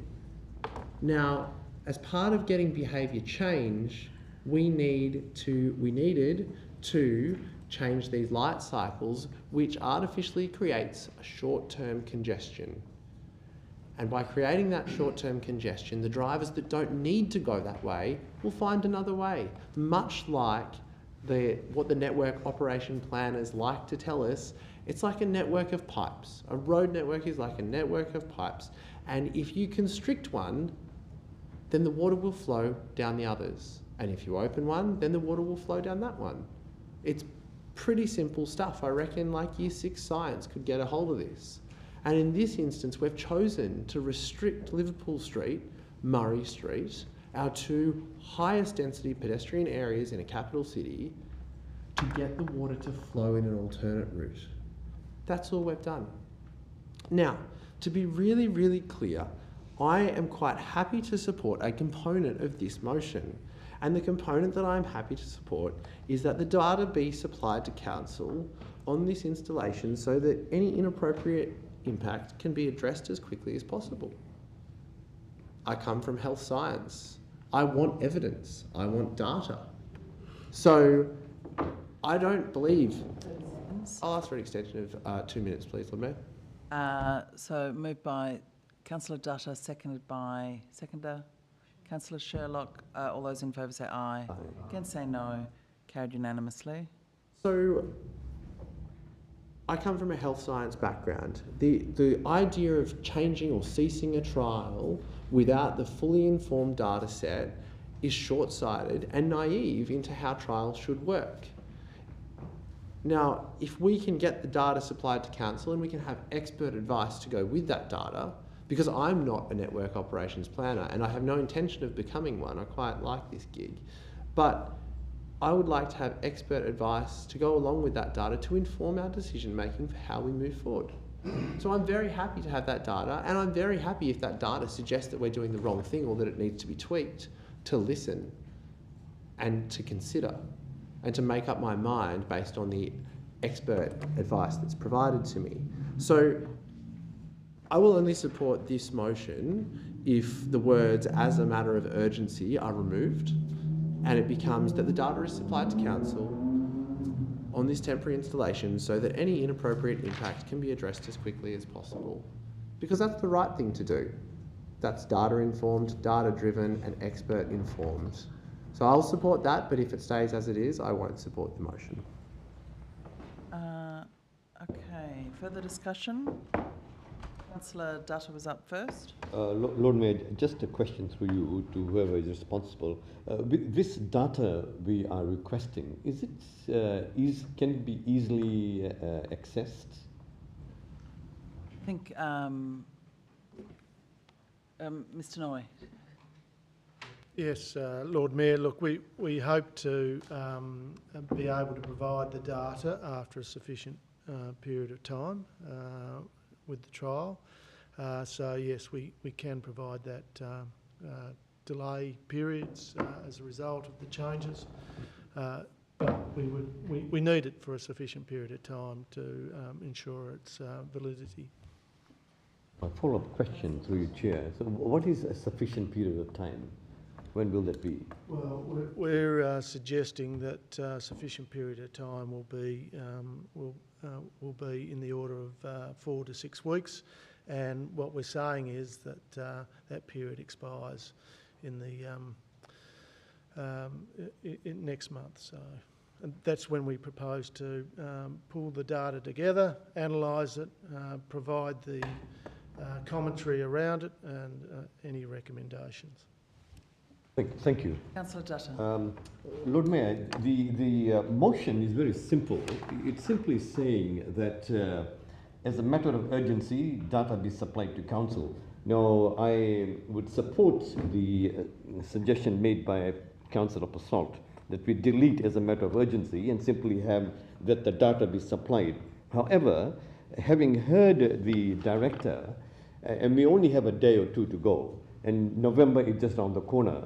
Therefore, listening to the director, it's no point me having data that is not complete or sufficient to make the decision. Therefore, I would be happy to go along with the recommendation that's made in the staff points that it will be in November that this will come around, and in December we'll be able to have the finding. So if we can just bear with it, I suppose, the fact that we're already end of October, November just down the corner, and just to get the information to make the decision and the data is not sufficient is not enough information, I think, for me anyway. So I would reluctantly not support this at this stage. Thank you. Further discussion? Councillor Harvey. Lord Mayor, I have listened to a bit of conversation on the radio about this and in the feedback in the paper and the media that I've looked at, and pedestrians have given some really praising comments on the pedestrian crossing. Pedestrians seem to be happy with it. And across the world we're seeing pedestrianisation of cities through various methods, various interventions to make cities safer for people, safer for pedestrians. And Hobart's in the same vein as well, looking at opportunities to make the city a safer place for individuals and for people to be able to, walk through the city and cross the road safely. And the feedback we've had over many years now, probably at least, I don't know, since 2010 that I can recall, is how pedestrianisation of cities improves the outcome for businesses. People stuck in cars, and we've got a comment here from Alderman Bloomfield, people stuck in traffic have less time to engage and spend money. Well, they're not spending money, they're in the traffic. They're driving through cities or wherever they're going. It's people who are planning their trip to the city and they're parking and they're going shopping. They're the ones who spend money. It's not the people passing through the city. We've heard that 100 times. Every year we go through the same conversation when we have our transport week or whatever that week's called. So I don't think we need this motion here tonight. I won't be supporting it. But I will say I'm glad it came because it highlighted where we're heading next with this trial, and I'm keen to see the outcome of the trial in the next month or so. November's only 2 days away anyway, so that information will start to be gathered soon.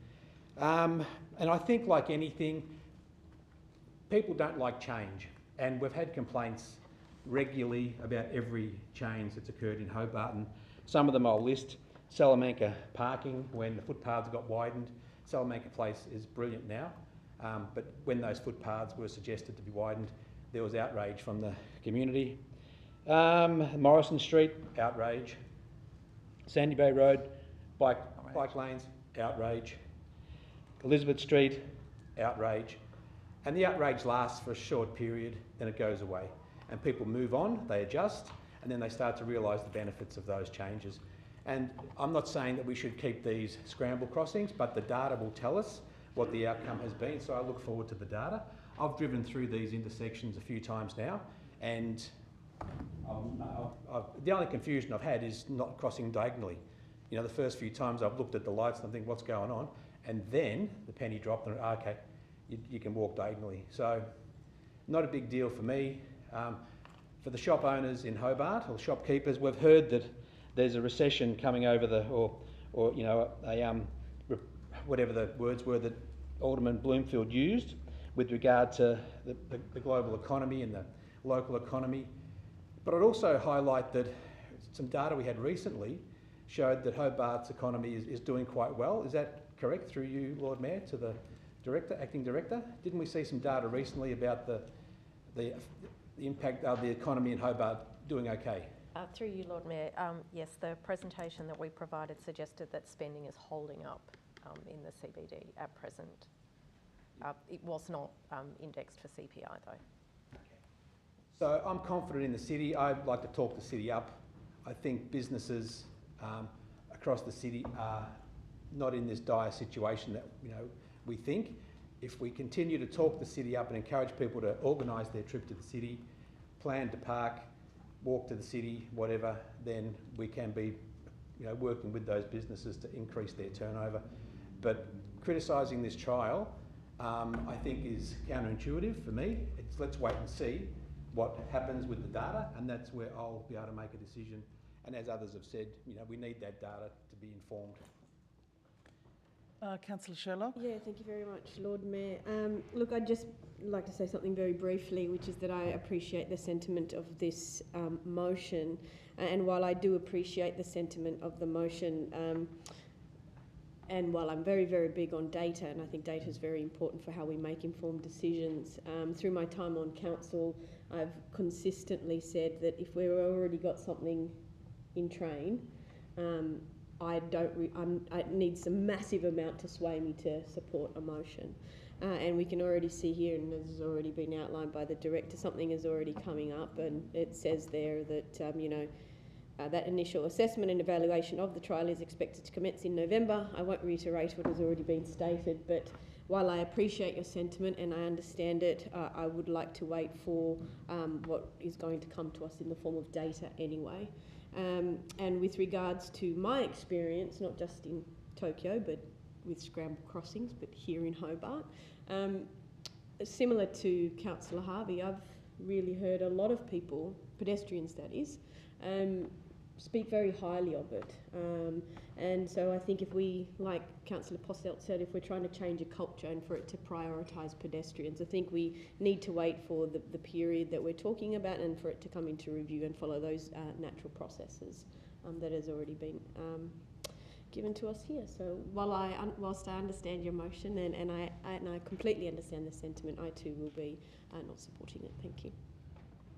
Further discussion? Right at the end, once everyone's spoken, yes. Further discussion? Any further discussion?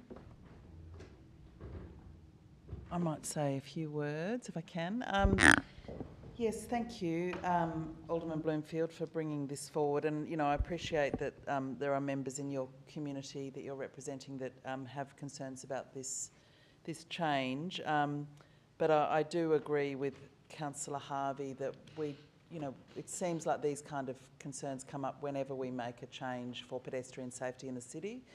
We had a very similar level of kind of people talking down our move towards a 40-kilometre an hour speed limit in the city a couple of years ago, even though it showed that the journey that it would shift from, an extra 5 seconds for the average vehicle to get through the city.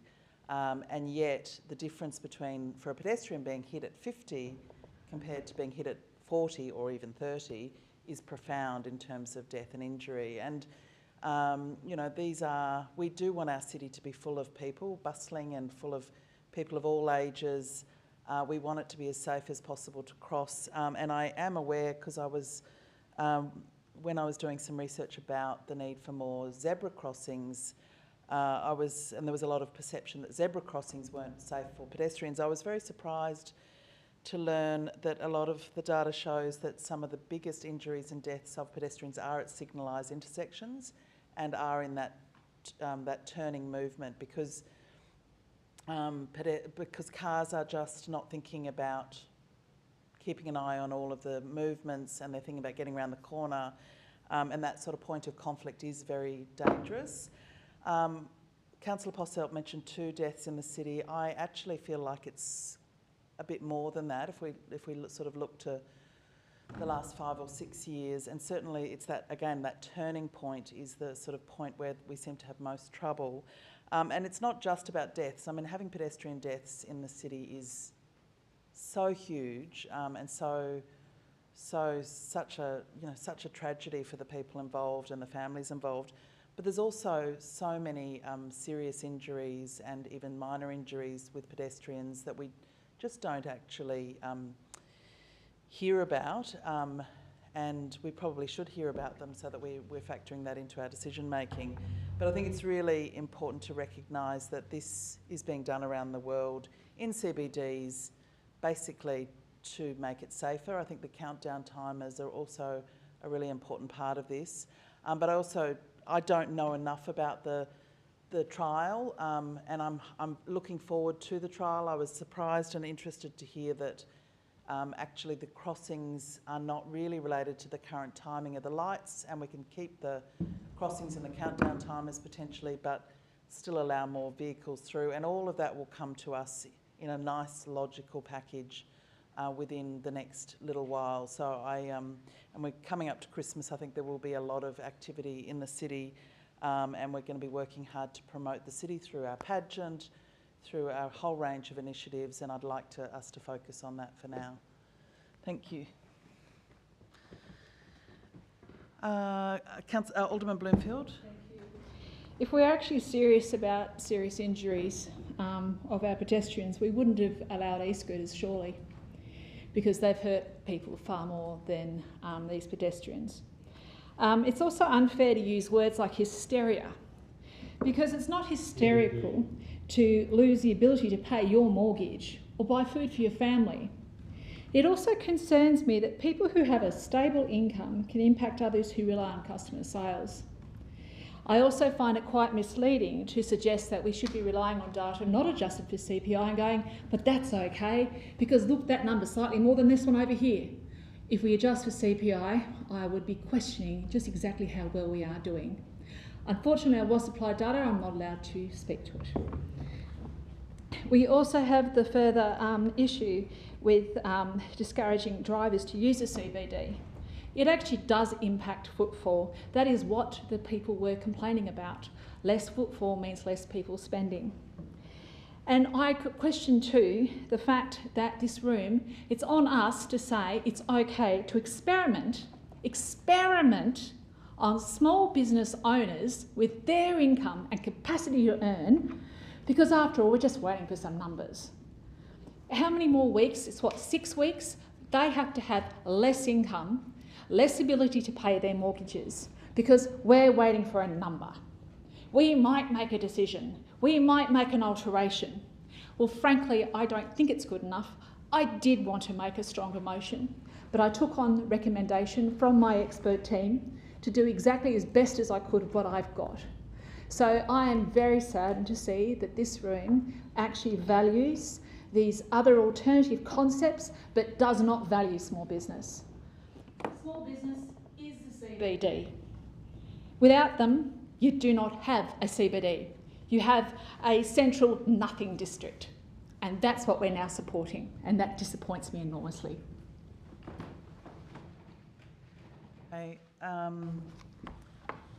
will put the motion now. All those in favour say aye. Aye. Again say no. No. Show of hands, all those in favour. Alderman Zuko, Councillor Elliott, Councillor Lohberger, Alderman Bloomfield. And against? Councillor Sherlock, Councillor Purcell, Councillor Dutta, Councillor Harvey.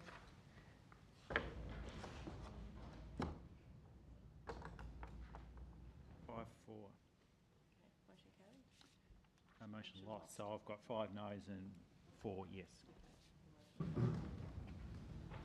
Okay, so we will move on now with our agenda. Councillor Lohberger. I'd just like to bring on a motion, if I could, regarding the pollution event in the rivulet last week. I know I haven't placed it in a week before time because I was unable to, because the event happened right on the week deadline. I have circulated the motion, and it's up to you, I believe. The screen, and I'd need a seconder for that, seconded by Councillor Posselt. I have sent it through, so I assume so. Got it. I think Sarah's got it.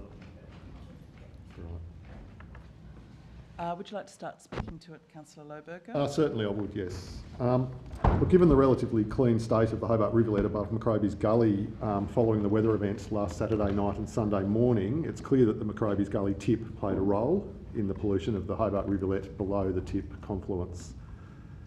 This event resulted in large volumes of plastic and other waste being deposited into the rivulet below Macrobies Gully, affecting water quality and creating a serious health risk for the resident native animals, especially the platypus.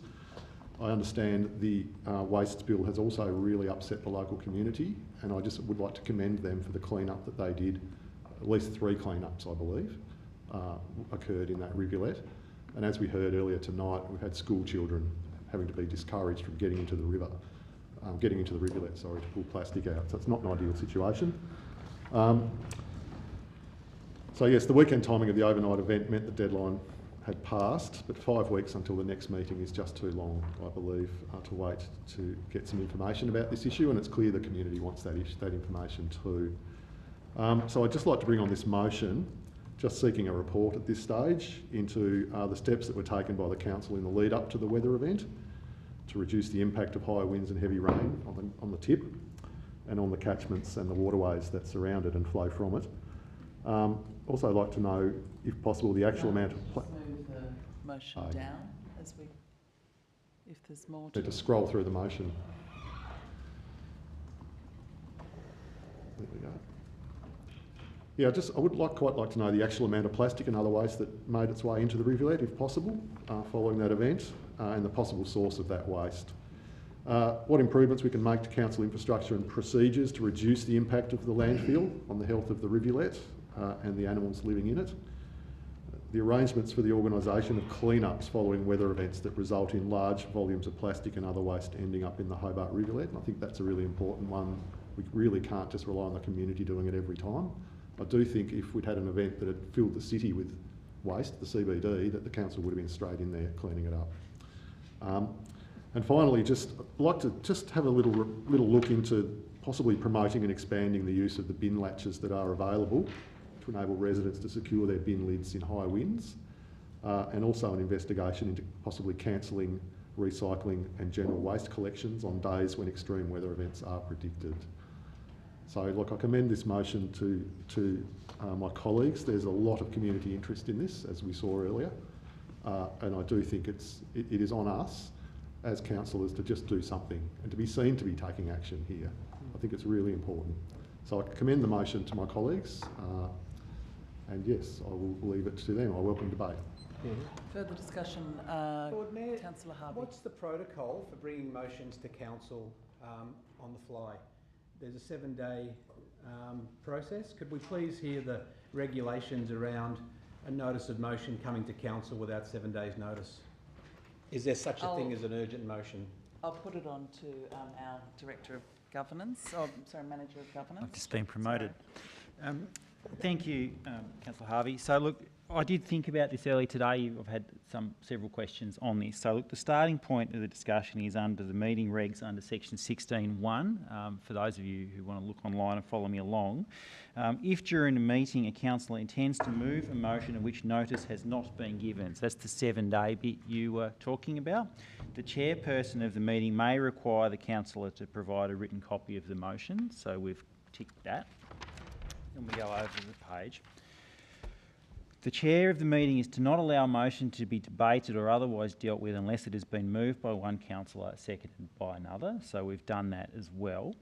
The chair may require, that's for a committee. Meetings, yeah. So look, that takes us down to the 3-limb test around defamatory, unlawful or offensive that we talked about at the last council meeting. So ultimately the chair has a discretion whether or not to accept the motion from the floor, which is under 16(9). So that's how we got to here.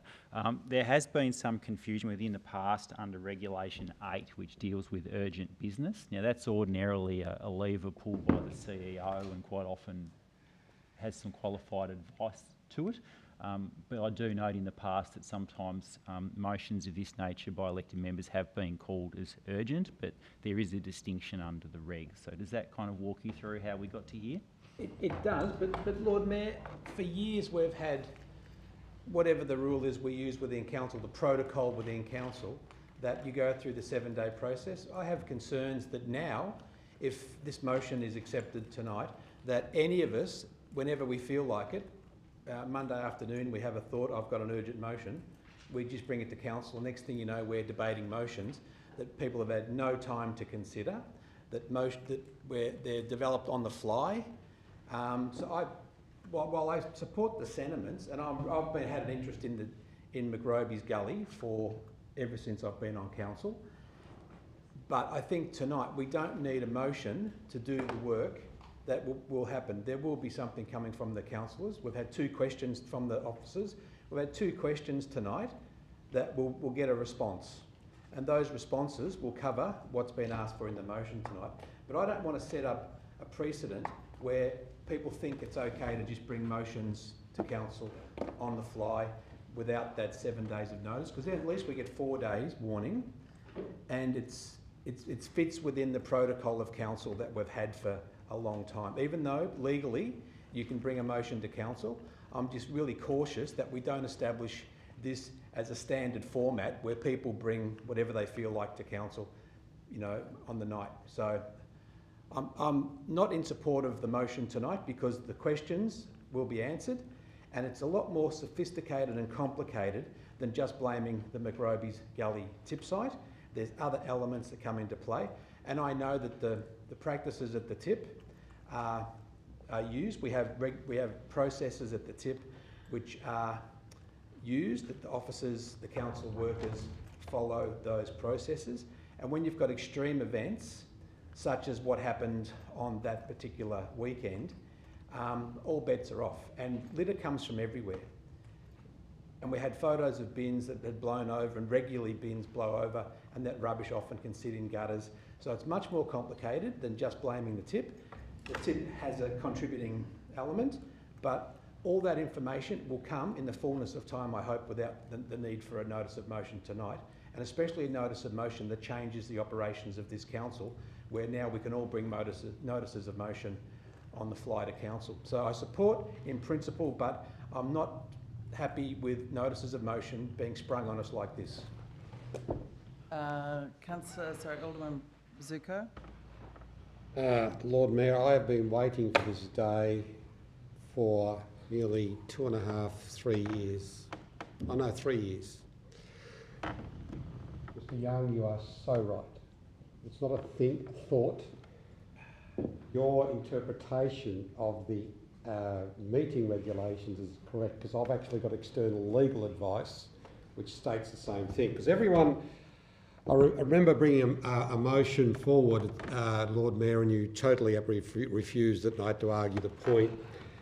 I then sought legal advice because my interpretation of the Act was exactly the same as Mr. Young, because Section 8 is one part, but motion, and I'll just clarify, Councillor Harvey, it's not a notice of motion, it's a motion from the floor, right? Not a notice. There's no notice given. It's a motion from the floor that any elected member can put forward at any time as long as it meets the regulations in accordance to the meeting procedures. I had that legal advice. I didn't want to test the council on it because I didn't want to end up in a massive argument here one day when I went out to test it out. I actually emailed Councillor Lohberger and said this is not an urgency motion, because it's not. Right? This is a motion from the floor which any elected member has had the opportunity to do so.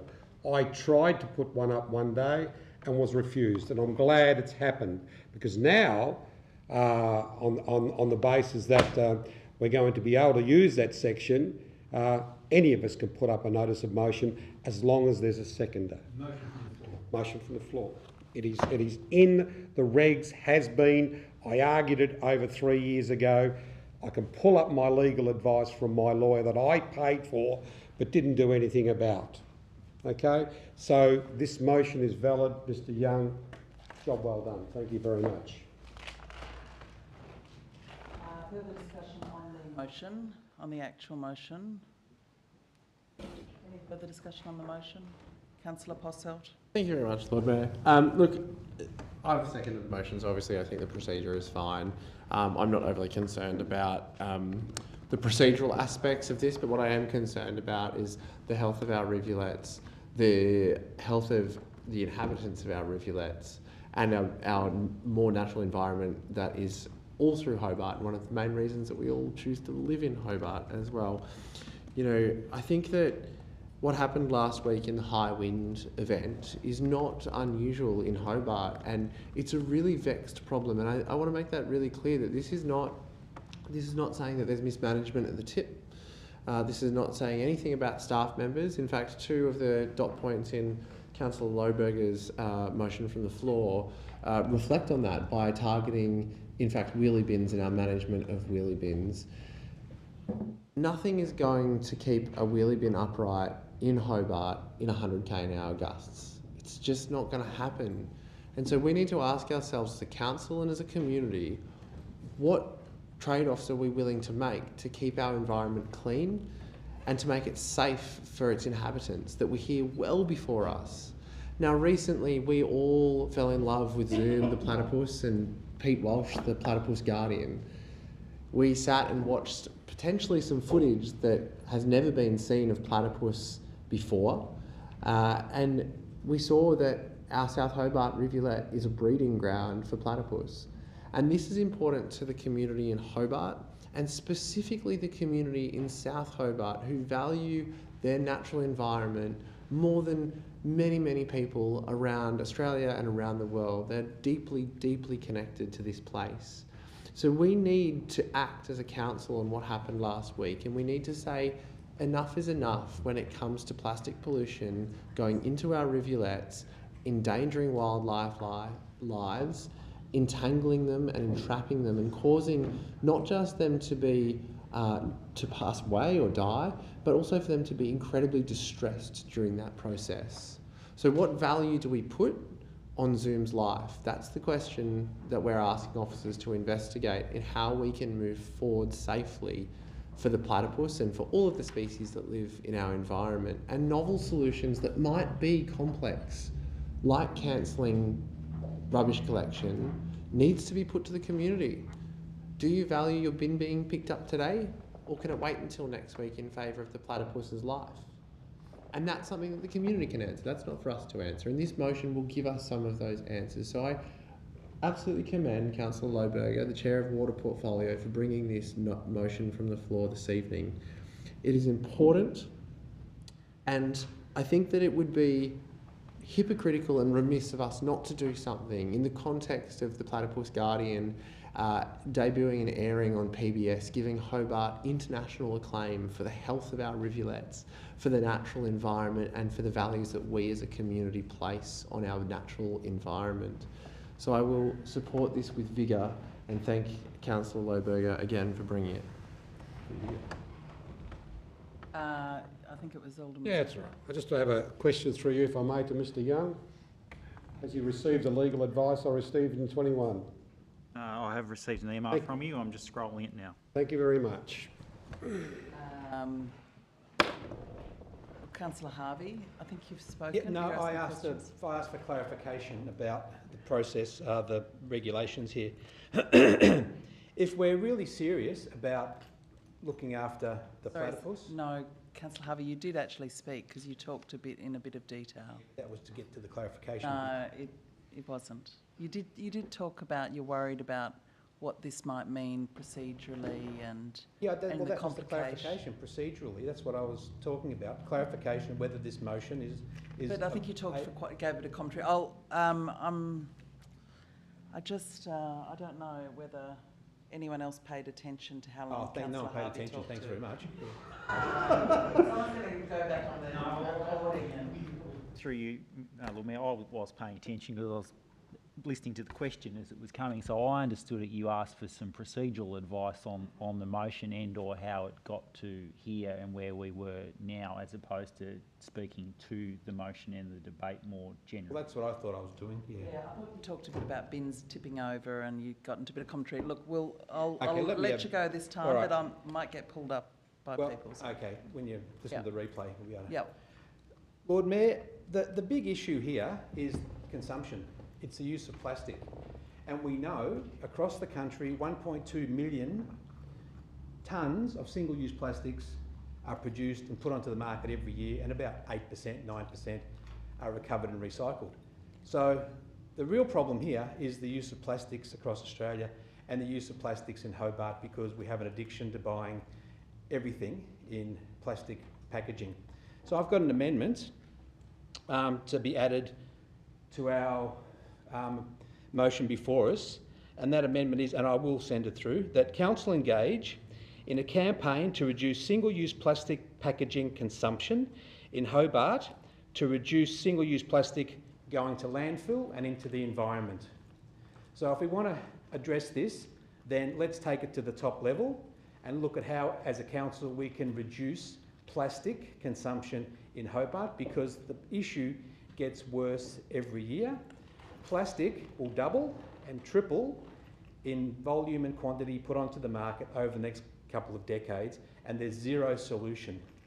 So what we're doing is the bathtub is well and truly overflowing, and the response from governments and industry is to try and invent a better mop rather than actually address the problem and turn off the tap. So if we actually want to address plastic pollution, we have to turn off the tap, and that means putting pressure on the marketers that put everything into plastic. The businesses that produce 1.2 million tonnes a year of plastics in Australia, and heaps of plastic in Hobart. Just our little single-use plastics bylaw reduced single-use plastics by 10 million pieces a year, but there are still many more pieces of plastic than that go into circulation across Hobart. And if we really want to address the problem of needing bin catchers and cleaning up the rivulets on a regular basis, then we need to have something that's really serious and set the tone and the standard for the country. So my amendment for this is a council engage in a campaign to reduce single-use plastic packaging consumption in Hobart, to reduce single-use plastics going to landfill and litter. Thank you, Councillor Harvey. Can I just ask, I think the rest of the motion is framed in terms of a report coming back to the council, so could you make it, rather than that we have the campaign? Yes. That Can a report be prepared? And well, thank you for doing that before Alderman Zuko did. The report include advice on the potential of a campaign? A report also be prepared on council engaging in a campaign to reduce single-use plastic packaging consumption in Hobart, to reduce single-use plastic going to landfill and litter. Councillor Lohberger, would you like to have that amendment included in the... A slightly different level issue. Like I might just ask my seconder what he thinks. Top of the tree issue. Yeah, it's a report as well. Maybe it would help Councillor Lohberger if I speak to the amendment, and he might have as the mover, he can... okay. You need a second... I just need to know whether you're accepting it in, because otherwise Councillor Harvey will need a seconder for his amendment. I would prefer not to. Okay, Councillor Harvey, have you got a second? Is there a seconder for Councillor Harvey's amendment? Okay, thank you for being serious. Okay. All right, so we'll speak to, we'll talk to Councillor Harvey's amendment so we can get that one dealt with. Okay, so this is the report on a campaign on plastic pollution. Alderman Bloomfield. Sorry, I thought this was about platypus. This is a hijacking of the care for that animal and the issues regarding the Hobart Rivulet. And as Councillor Bill Harvey has already rightly ascertained, we've already banned single-use plastics. We've already removed 10 million units. No. Well, that was your words in your speech just now. And frankly, this is something that is completely outside what this intended motion was all about. This is about ensuring the livelihood of a local animal is to be maintained, and more importantly, that we address the immediate issues today. Further discussion on the amendment? Councillor Alderman Zuko. All I can say is the floodgates have opened, haven't they? I've been waiting for this day since 21. Lord Mayor, I'm not quite sure yet. I'll wait for a little bit more debate in respect of whether or not I support the amendment, Lord Mayor. But all I can say is maybe we should consider writing to the Minister to seek some changes to the Local Government Act meeting procedures, because I'll say this to you, now the floodgates have opened. I'm glad I didn't put the argument up to this council, because I would have been laughed at. Yes, Councillor. Relevance. Yeah, I do. You do need to speak to the amendment. Yeah, I'm getting to the point. I'll get to the point, Lord Mayor, because we've got an amendment moved, basically a motion anyway, by Councillor Harvey, and I'm speaking to the relevance of the manner in which he's able to put it to council, and the same and the same goes for part of the motion, but I'm speaking to the amendment. Anyway, Lord Mayor, I will give consideration to the motion, to the amendment, subject to more debate. At this point in time, I'm contemplating. I'm nearly there, but maybe Councillor Dutton might convince me to support the motion, the amendment. Councillor Dutton. Thank you, Lord Mayor. On the amendment only. Yes, the amendment. The reason that I seconded the motion was to simply have a debate.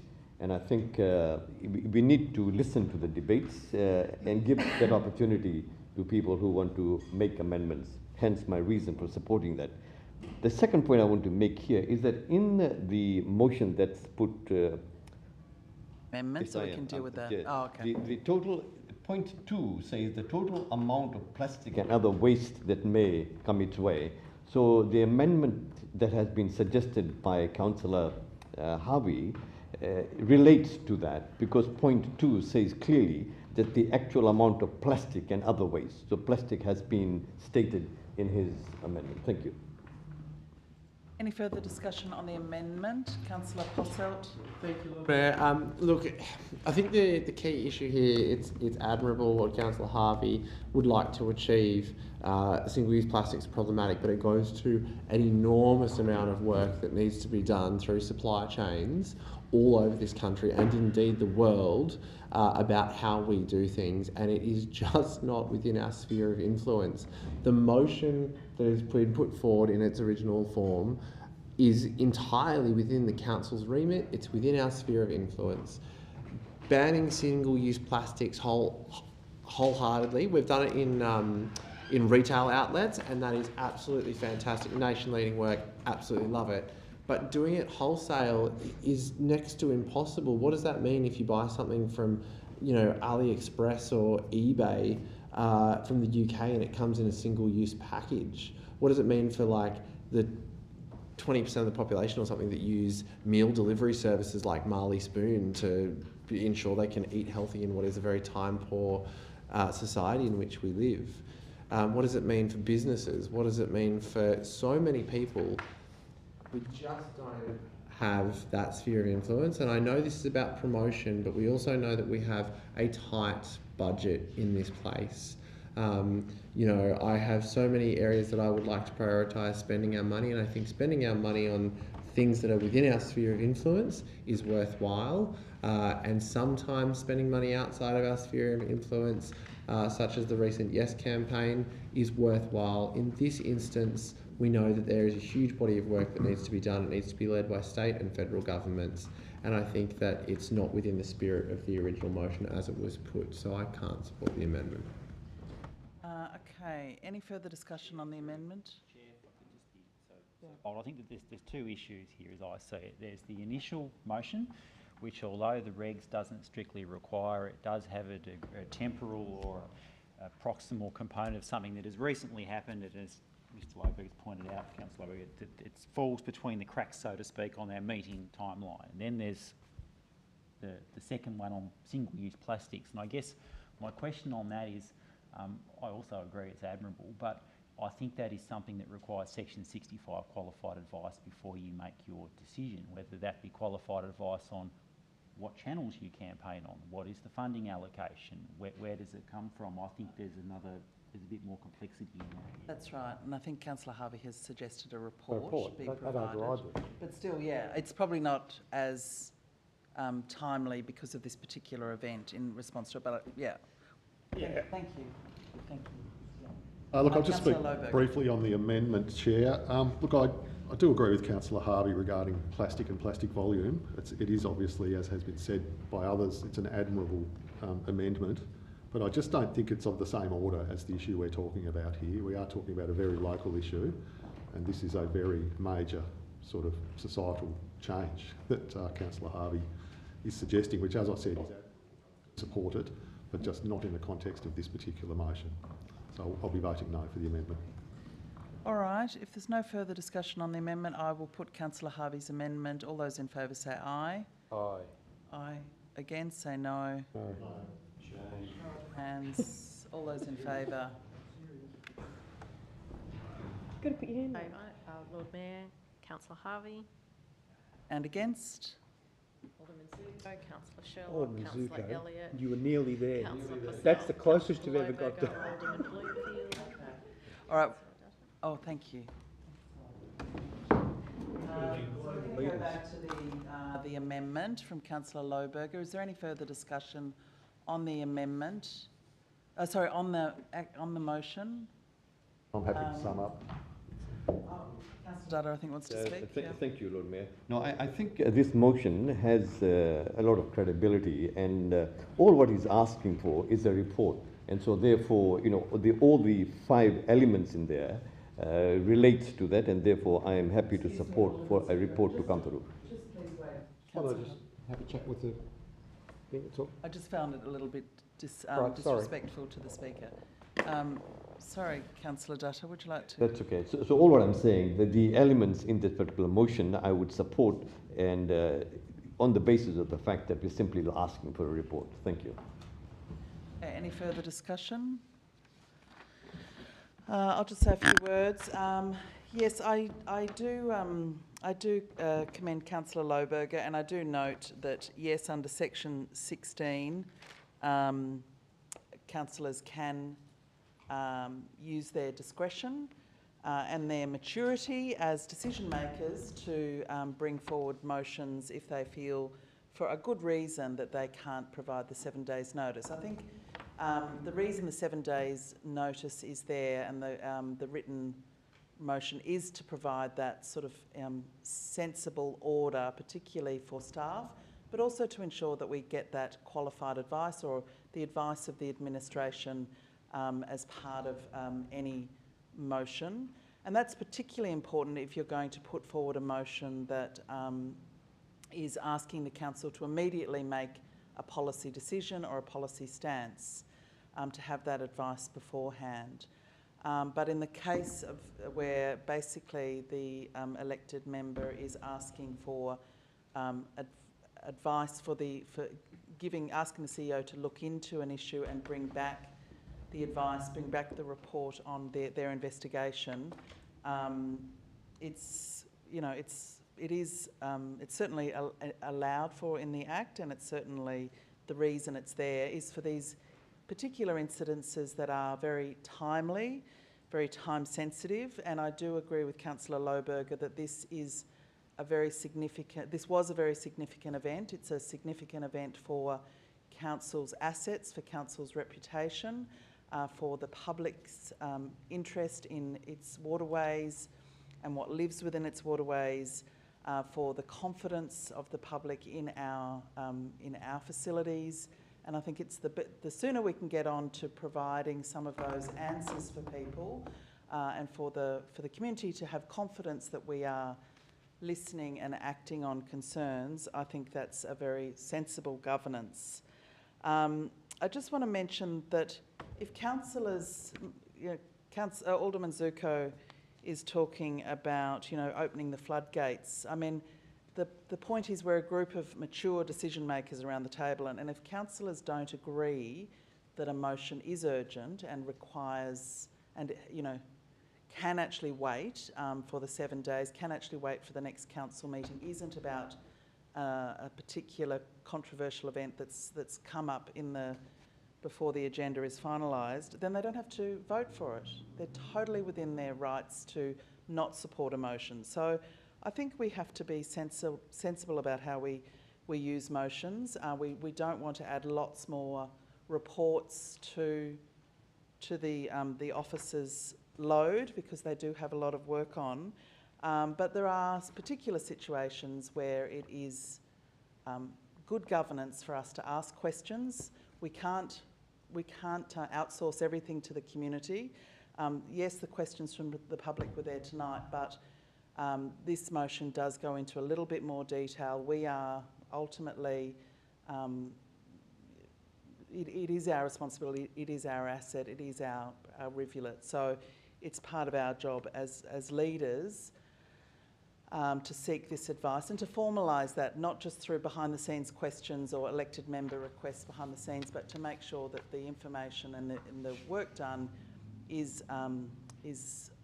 provided publicly in an open agenda at an upcoming council meeting. So that's all rather procedural, but I think it's important to clarify some of those comments that have been made around the table. But on the nature of the report that we're requesting, I think it's very legitimate and very proper for this council to request that those investigations and that information is provided by the CEO. Thank you. So, Councillor Lohberger, did you want to sum up at all? I'll just sum up very quickly. First of all, I just actually had a question for the Manager of Legal, Mr Young. Who makes the ultimate decision to accept a late motion such as this one? There's a discretion with the chair. Sorry, but it's the council. We didn't vote on accepting it. The chair, I think it's 16.9, I wrote an advice on it today, has a discretion to accept or refuse a motion from the floor before. So. Sorry to digress, but I will read what my discretion under section 16.9 says, and it says, I may refuse to accept a motion of which written notice has not been given if, in the opinion of myself, the motion is A, defamatory, 2, contains offensive language, C, is unlawful. Your motion has none of those things. There may well be other motions that don't have any of those things. That is my discretion. But if the motion is lawful, is not defamatory, does not contain offensive language, my reading of 16.9 is that I can't refuse it, but the council can refuse it by not voting for it. So I believe it's the council has the ultimate decision about whether to accept a motion. Thank you. Thanks for that Thank you for the clarification. It was just a little bit unclear as to how that all worked. Look, I just wanted to sum up by again thanking the South Hobart community and of course Pete Walsh. I want to thank Yvonne Keller and Michelle Papinko for coming in and asking their questions. And I just wanted to thank everybody who got down in the rivulet and pulled the plastic out throughout the last week. So thank you. Thank you. Okay, I'll put the motion. All those in favour say aye. Aye. Against say no. Carried unanimously.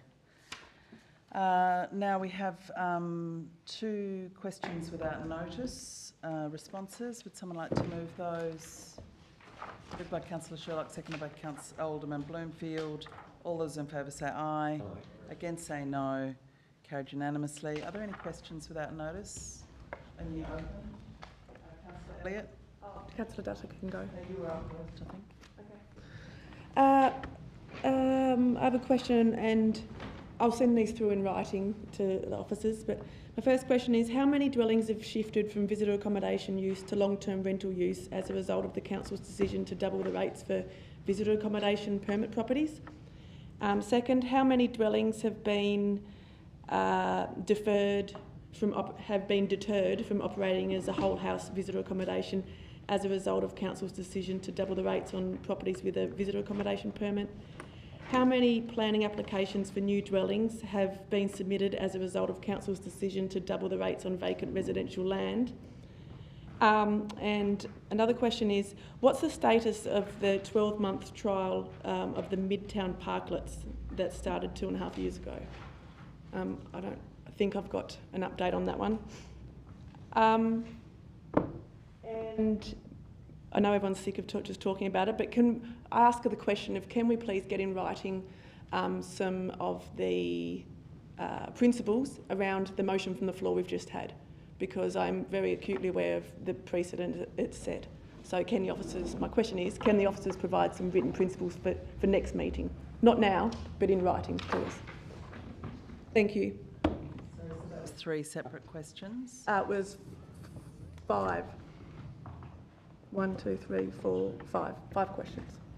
5 or 10 of them. And that you're sending them through. I've got legal advice. Further questions? Councillor Dutta? Thank you, Chair. The question I was going to ask is already been asked by Councillor Elliott, but I want to just emphasize the point I want to make, that if we can be given a report, a legal opinion and interpretation with regards to Section 8B2 of the urgent matter, Section 16, and also the chairman's decision. So if there is one page of advice given to everybody, we can all be on the same page. Otherwise, and I would also be interested if you could have, through you, Chair, if, the advice given to Alderman Zuko, that legal opinion that he has given to the, if it's possible for us to have. May I answer that question, Lord Mayor? Sure. I've already provided the advice that I paid for to Mr. Young, so maybe it could save us a lot of money. Thank you. Okay, but I think, yeah, we would get our own advice. Good. Yeah. Okay. Good. So if that's all the questions,